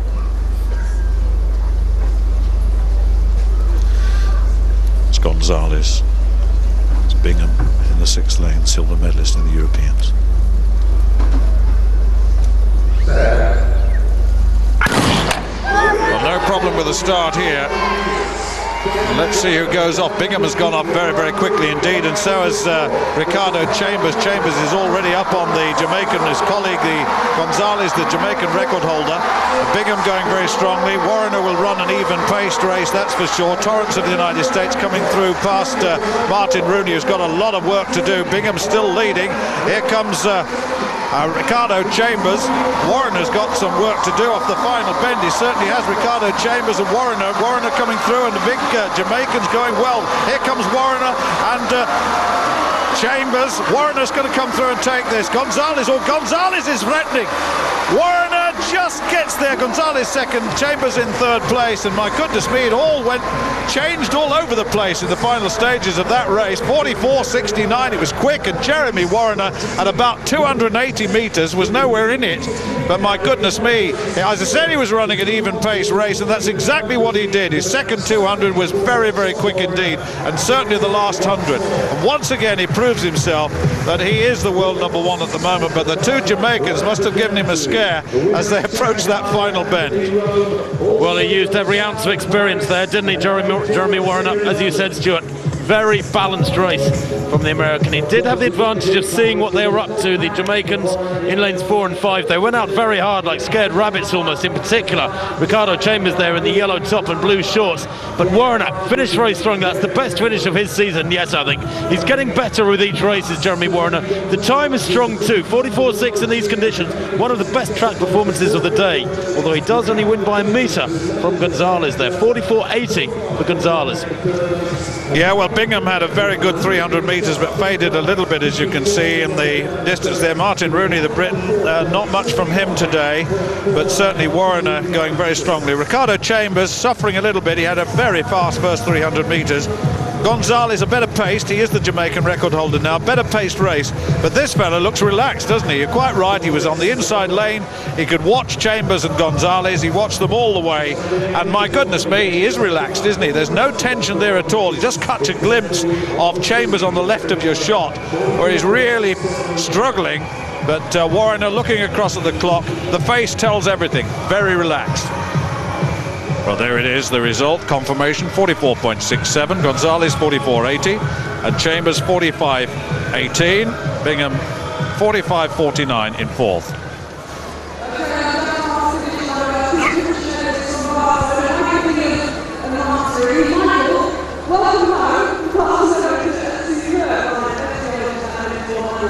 Confirmation of the point situation there. Jeremy Warriner with 20 to Gonzalez's 10 in the Diamond League standings. Chambers in 3rd place, but way back. Warriner's got it sewn up.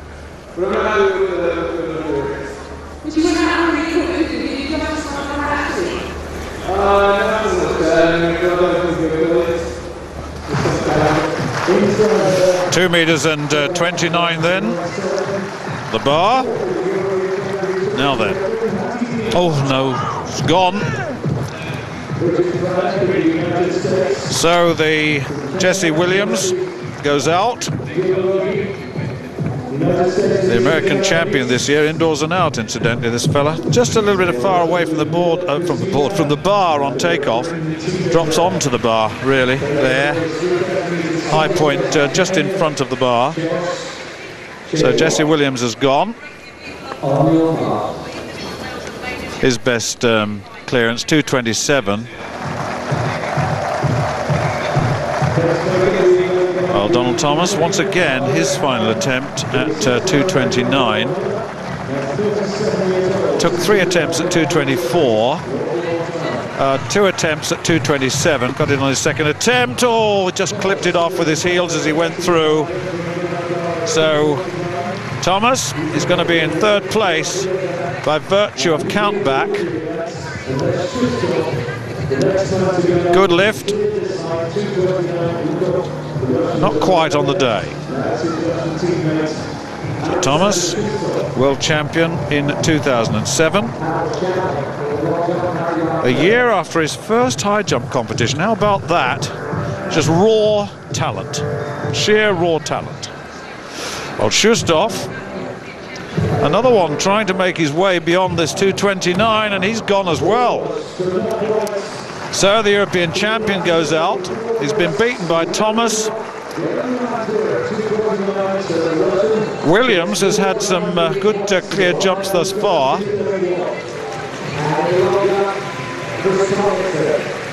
Drops onto the bar again. So Jesse Williams will take 2nd place. Thomas 3rd place. Shustov there in 4th place now. Struggled a bit today, the European champion. Well, Dwight Phillips then. This is the 4th round of the long jump. Let's see what he can do here. We're looking for 8-meter jumping. It's not been easy today. He is so... Oh, that's better. That's better. Enjoyed that. Little nod to the crowd. Thank you very much, he says. All of a sudden, the 8-meter performance has come. And that looks to be well over 8 meters. A little bit left on the board there, but he is so quick. He's very, very fast over 60 meters. The approach he uses around about 40 meters. 8 meters and 18. Well, that extends his lead, doesn't it?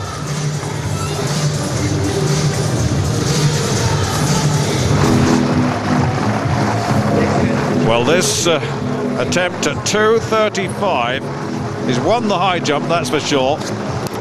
No. No, but he's won the competition. He's won it today and won it well in the end. A man who really was, for me, the favourite for the European title. It didn't quite come off for him. A man who's gone beyond at 2:40. But there is confirmation. Yukov's 2:29, good enough to win, and it was all about failures to decide 2, 3 and 4. They all cleared 2:27. Williams, Thomas taking 2nd and 3rd, with Shustov, the European champion, in 4th place. Well, there you've got it. Yukov, 12 points overall. Thornblad, a 9, the Swede. Jesse Williams, we saw here, with 9 points too. There we are, Silnov and Toro, and the rest. Well, the next event on the track is the women's 100 metres final, but earlier on, about an hour and a half ago, there were 2 heats of the women's 100 metres. Here in heat 1, you can see Carmelita Jetta, 4th from right in the purple, coming through very strongly, but in lane 3, a new personal best here for the Nigerian, Blessing Okagbare, to keep Jetta at bay. In 3rd place there, Solomon made it through to the final, the former world junior champion at 200 metres as well. But Okagbare, better known as a long jumper, she's a 6:91 long jumper, running 11 flat there, personal best. In the second heat, well, the leading athlete coming through is Marshavet Myers in lane 3. Myers there in the blue, looking very strong indeed. Beside her, Baptiste takes 3rd spot. Simpson in 2nd, the Olympic silver medalist, shared the Olympic silver medal in Beijing, did the Jamaican. Well, and here is the final for the lineup. Aline Bailey, 4th in her heat, got through as the fastest loser. Season's best of 11:19 though in her heat. She goes in 1, the Jamaican. In 2, the Trinidadian Kellyanne Baptiste, 11:11 in her heat. 3rd in Monaco, a month or so back. She hasn't raced since. Marshavet Myers goes in lane 3 for the USA. 10.99 and to equal her season's best in her heat. Won in Lucerne recently, just a few days ago in fact. So Carmelita Jeter, well, world number one last year, was unbeaten in 6 races after the World Championships in 2009. She was the bronze medalist, of course, in Berlin.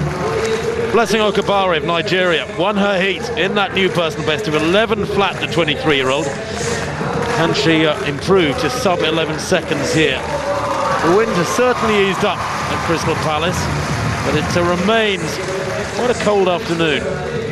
Sharon Simpson of Jamaica, 4th in Monaco, 2nd in Lucerne. Those are 2 most recent races. Very, very experienced Simpson. 11.02 this year, but she's a 10.8 athlete as her best.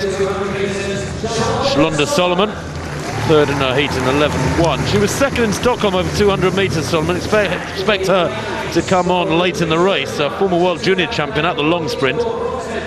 And then in lane 8, Tahisha Harrigan of the British Virgin Islands. 5th in the last Commonwealth Games in Melbourne. Was 3rd in Gothenburg last week. There's confirmation of that lineup. Bailey, Baptiste, Myers, Jeter, Okubare, Simpson, Solomon and Harrigan.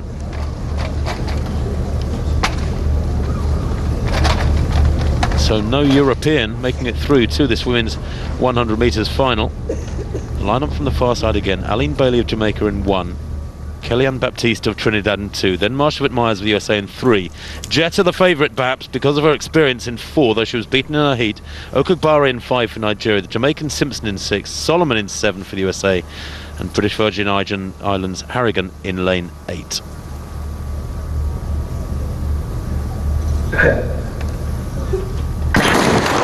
Well, I thought there was a twitch there from Myers in lane 3, but they've got away cleanly. Jeto's going well at the moment. Jeter with Harrigan, and coming through now is Okubare. But Jeter and Harrigan and Myers in lane 3. Myers takes it there. Jeter 2nd, I think, and maybe Okubare in 3rd. 11.01. Well, Marsha Myers won it by a tiny margin, and I'll tell you what, she got the best start. If it wasn't a flyer, and clearly it wasn't, otherwise they would have had a recall. She read the gun wonderfully well. 10.99 to equal her season's best in her heat. And Marsha Witt-Myers there downs a very strong field.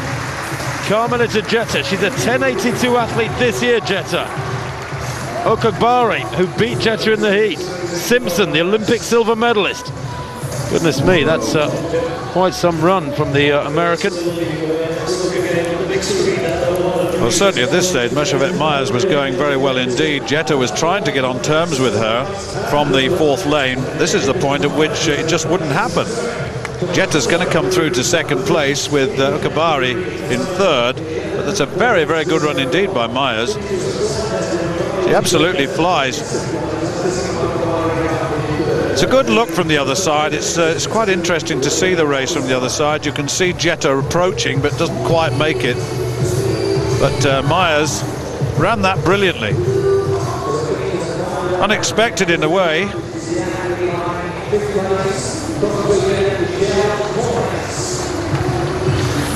Well, Myers' time 11.01, sub 11 remains elusive today. Jeter in 2nd place, 11.06. Okubare in 3rd come the final.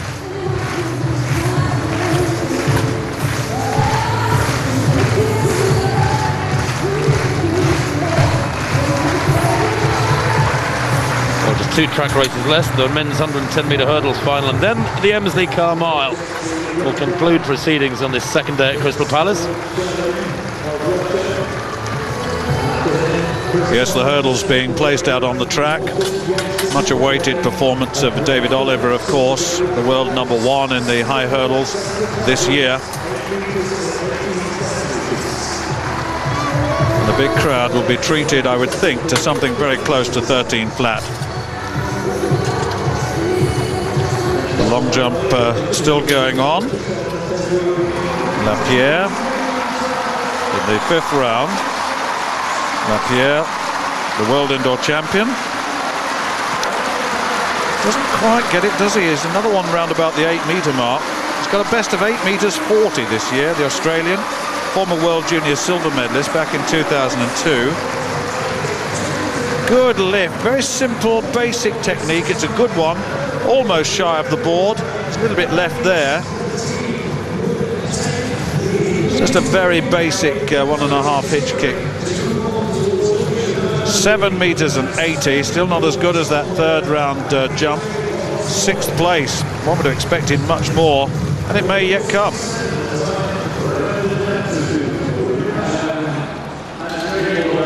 Shalin, Pavel Shalin. Nice little hang. That's well below 8 meters, isn't it? That's not going to impact on the overall situation at all.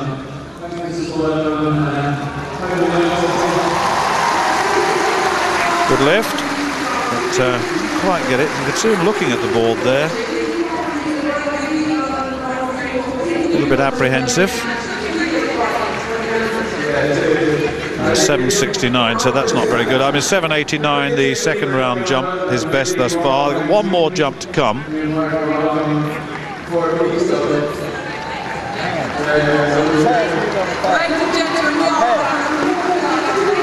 So Torneas in the background. And there's Dwight Phillips. Phillips has a basic sprint speed far superior to pretty well all the long jumpers. He is a very fine sprinter in his own right. He's had some good performances over 60 meters in particular, and that's the sort of distance he needs to be good, because the long jump approach between 40 and 45 meters. 45 is the very longest I've seen. I'm just wondering whether they're putting those tracksuits on whilst they're raking the pit down at the far end, or the landing area. I'm just wondering whether they're going to take those jumps. Well, Jensen is, that's for sure.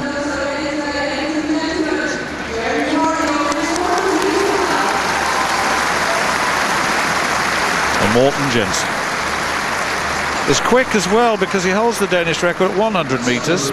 8 meters and 21 is best this season. He had 3 no jumps in the qualification stage of the European Championships. It's very disappointing. There's 2 more here, and only 796 thus far. So 5th round for him.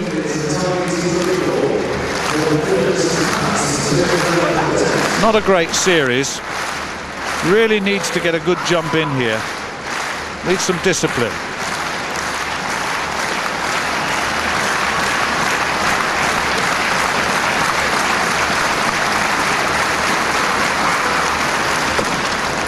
Really does motor, but that's a red flag. It's well over 8 meters, but really having a look, see how far he was over.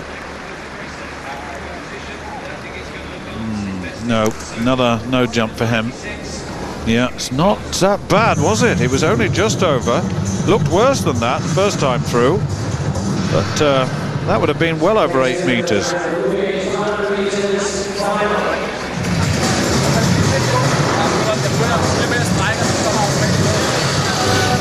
So the next event on the track, the men's 110 meters hurdles, and one of the feature events. There it is, Will Sharman of Great Britain drawn in lane 1. Dwight Thomas, Jamaica in 2. Garfield Darien, France in 3. David Oliver, USA 4. Andy Turner, Great Britain 5. Joel Brown, USA 6. Ryan Wilson, USA 7. And Tyrone Akins of the United States in lane 8. Good field, which features the fastest man in the world this year, David Oliver. 12.89 his best this season. So close to the world record. 10 barriers at 3 feet 6. The crowd alongside the home straight, in for a treat, I would think. I wonder whether even in these conditions we'll get a performance which is sub 13 seconds from David Oliver. Several of them this season thus far. In fact, probably the most ever in succession. In Paris he won with 12.89. In Monaco is just outside with 13.01. 12.90 in Eugene. But let's go through the field.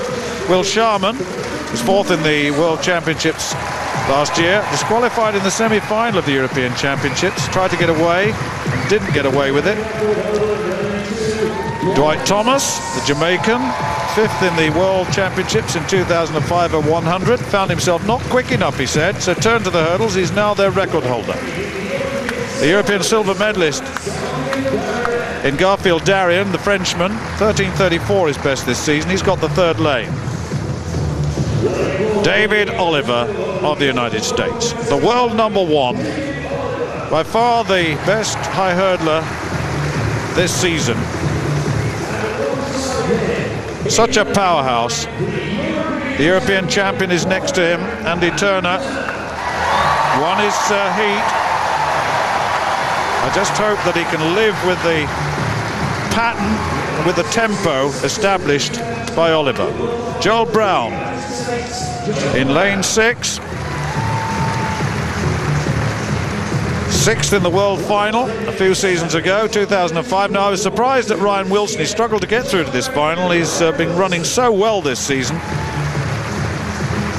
Just outside 13 seconds his best time. And Akins, the American, the other American, drawn out in lane 8. Ryan Wilson, incidentally, was second in the American Championships, just making a comment on him, and he may do better here. Second in Paris, second in Lausanne. Sharman, Thomas, Darien, Oliver, Turner, Brown, Wilson and Akins.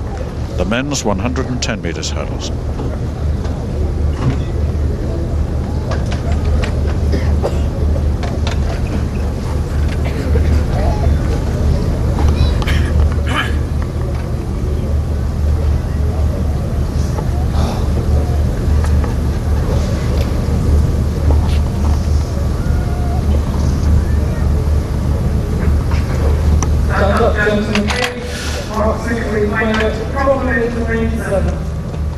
Couldn't quite hear that announcement. The athletes were asked to stand up there, Tim. I don't know whether you heard that. No, I didn't, Stuart. I think there's a big crowd there. Maybe a little bit too much noise coming from the spectators. They're very, very close to the stands there. They're down the straights at Crystal Palace, funnily enough, because of the shape of the stadium. The athletes are a long way from the front row of spectators, but right there in the blocks for the 110 hurdles, they're within touching distance of the front row.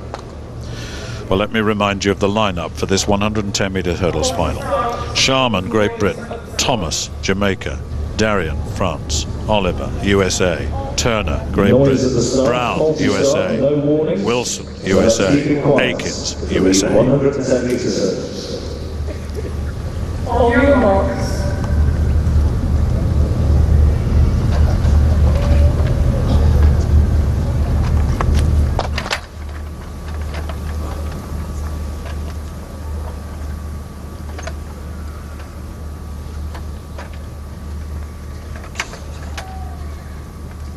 The stadium is silent in anticipation.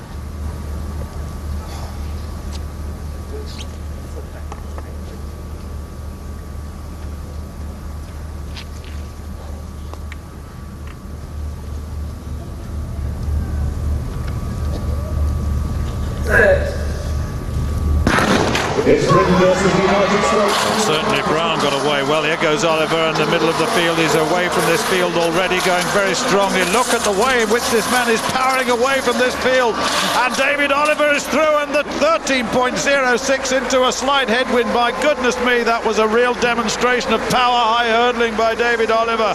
My goodness me. Joel Brown, the American in the 6th lane, I reckon got the best start, but my goodness me, his reaction to the hurdles was absolutely superb.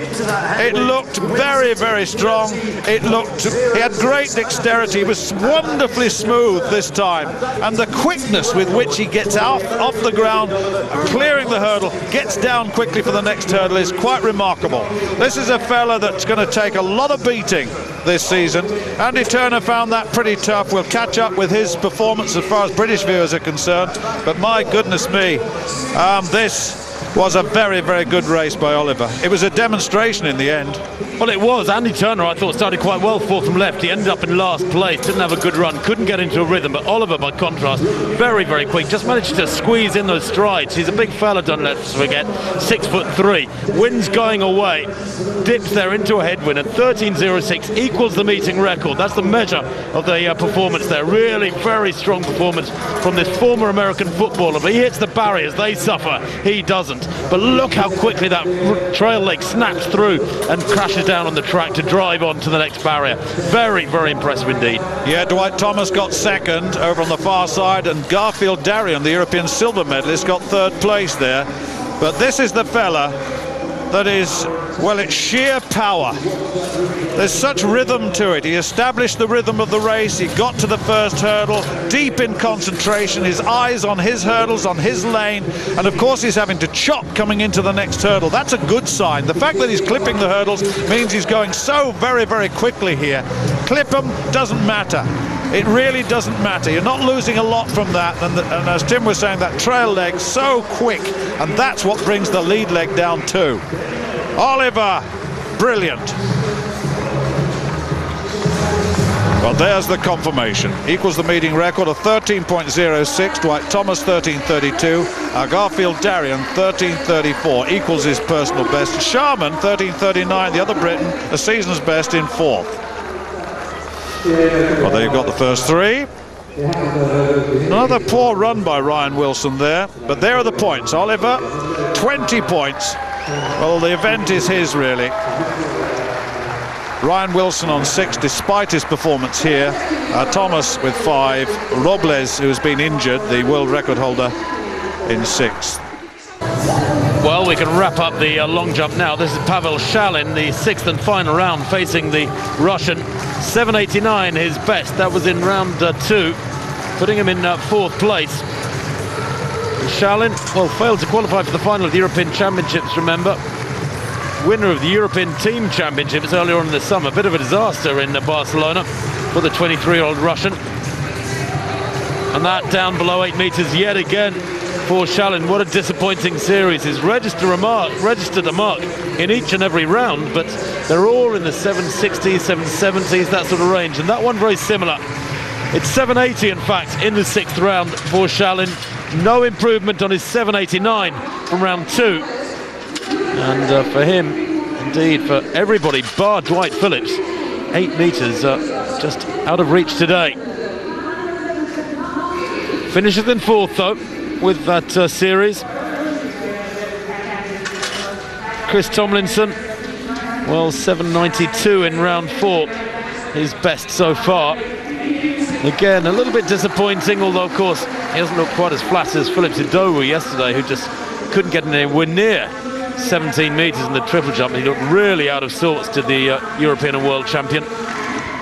But Chris Tomlinson, as you said, Stuart, with probably the most raw of all world-class jumpers, his technique, I would imagine a lot of coaches would want to get hold of him and start all over again. I think you're right. Let's see what he can do then in this last round.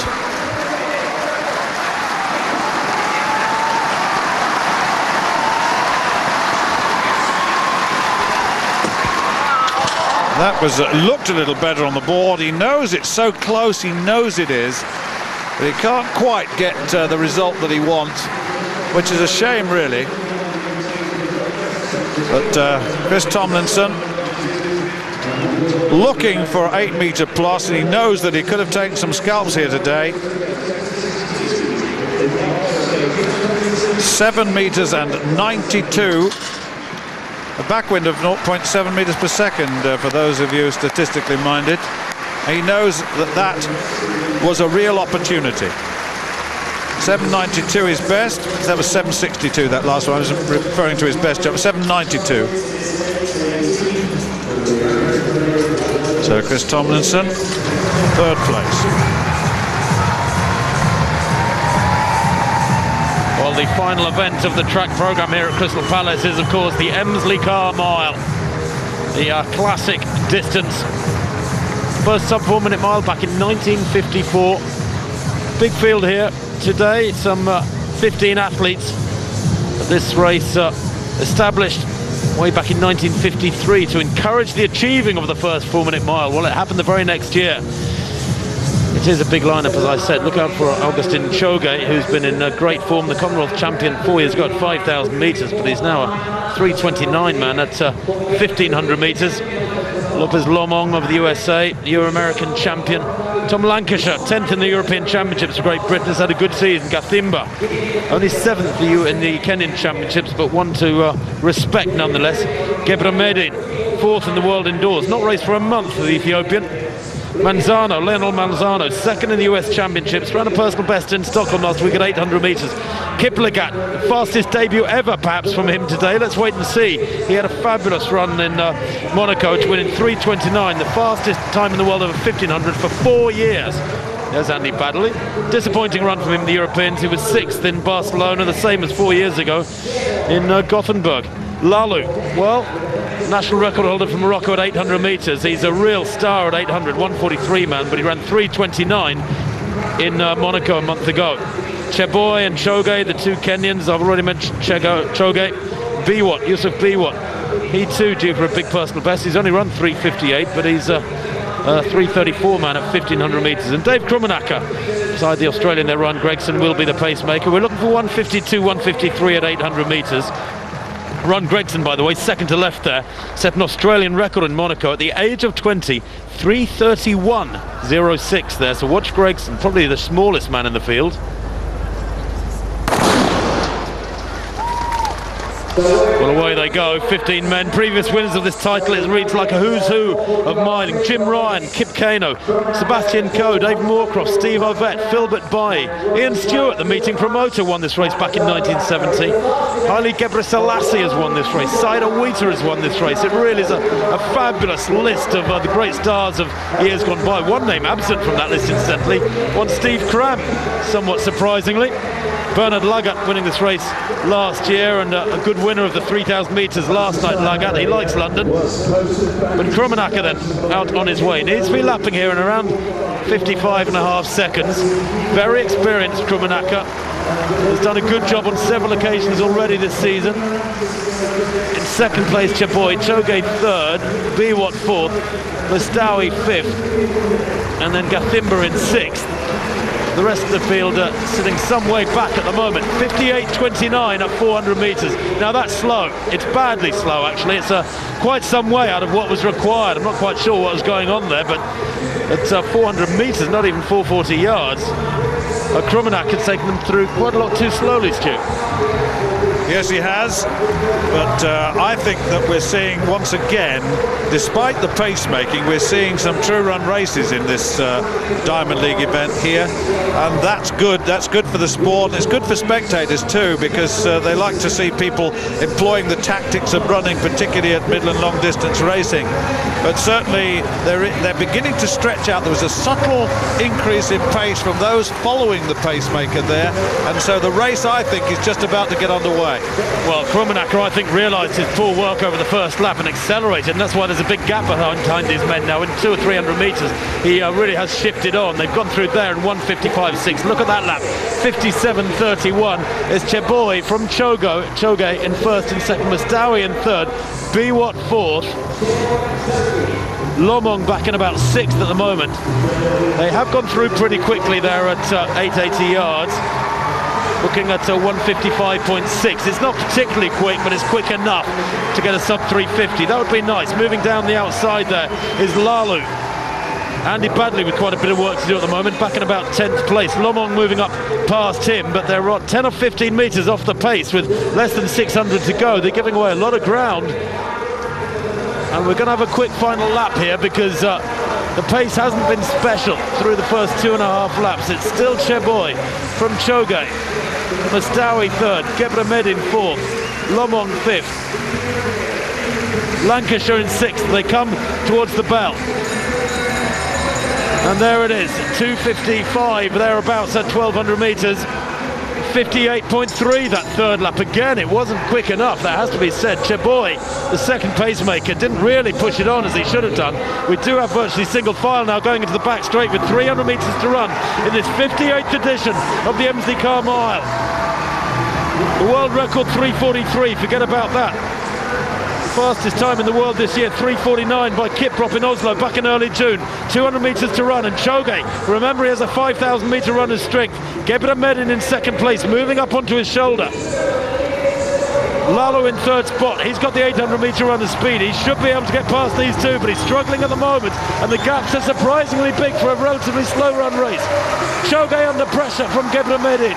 Lalo in third is going backwards. Manzano coming through strongly, finishing like a train, but Chogué hangs on there to take it by a metre. Gebremedin second. Manzano third there. The winning time 3:50.14. Well, considering the pacemaking went a little awry, we had a 58, a 57 and a 58 for those first 3 laps. That's not a bad winning time. Sub 3:50, just staying elusive today. But it was, as Stuart said, more of a true run race. Although I was a little surprised quite so many men hung further back and were nowhere near the front with 400 or say 300 to go. Never gave themselves a chance. Well, no, Chogué, of course, the Commonwealth 5,000 metre champion, has got strength endurance, he's got speed endurance, he's been running well over 1,500 metres this season too. And here he holds off Gebremedin, the Ethiopian. He's only 21, Gebremedin. He's certainly got a big future ahead of him. His best 3:49.33, so he's in that sort of territory here. But Chogué is proving to be a very difficult man to beat. He really is. Over the distances, one in Shanghai over 15, he beat Kiprop in that race, and that was a very good performance indeed. It was a little not quite so good in Oslo in the 800, but then he was balked on that occasion. He won in Rome over 15, he was second in Gateshead, so he's been there during the season and he's been working very, very well. And Chogué signs the book, that famous book that you mentioned, all those wonderful names, and there is a trophy which he will treasure, I'm sure.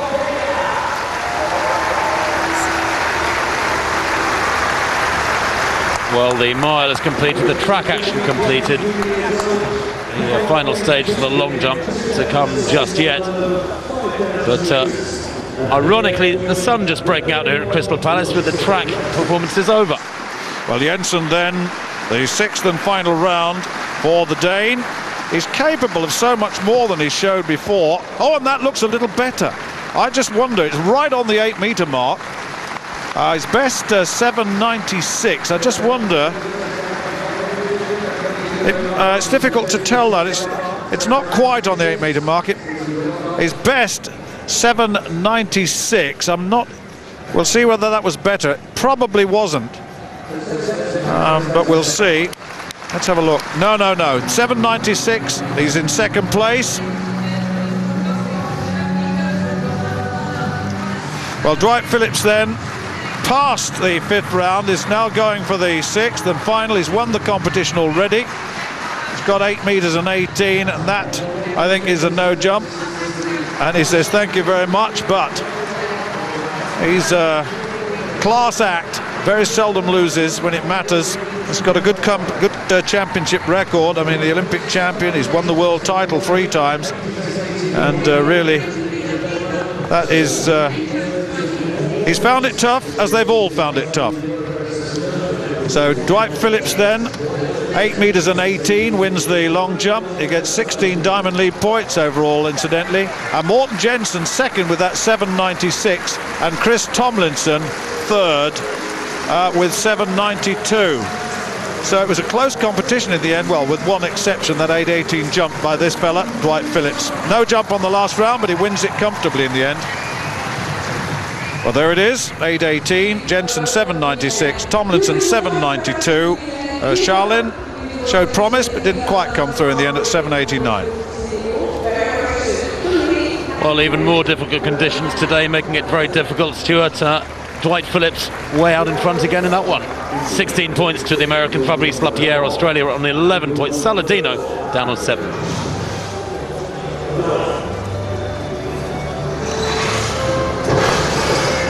Well, the weather gods haven't been kind to South London. It's been more difficult today than last night, but there were some standout performances. Jeremy Warner, 44.67 in the 400. Torkilton, 87.38 to win that javelin. And of course, that MZCar mile, 3:50 just now from Augustin Chogué. The Diamond League continues. 2 events to come in Zurich and Brussels over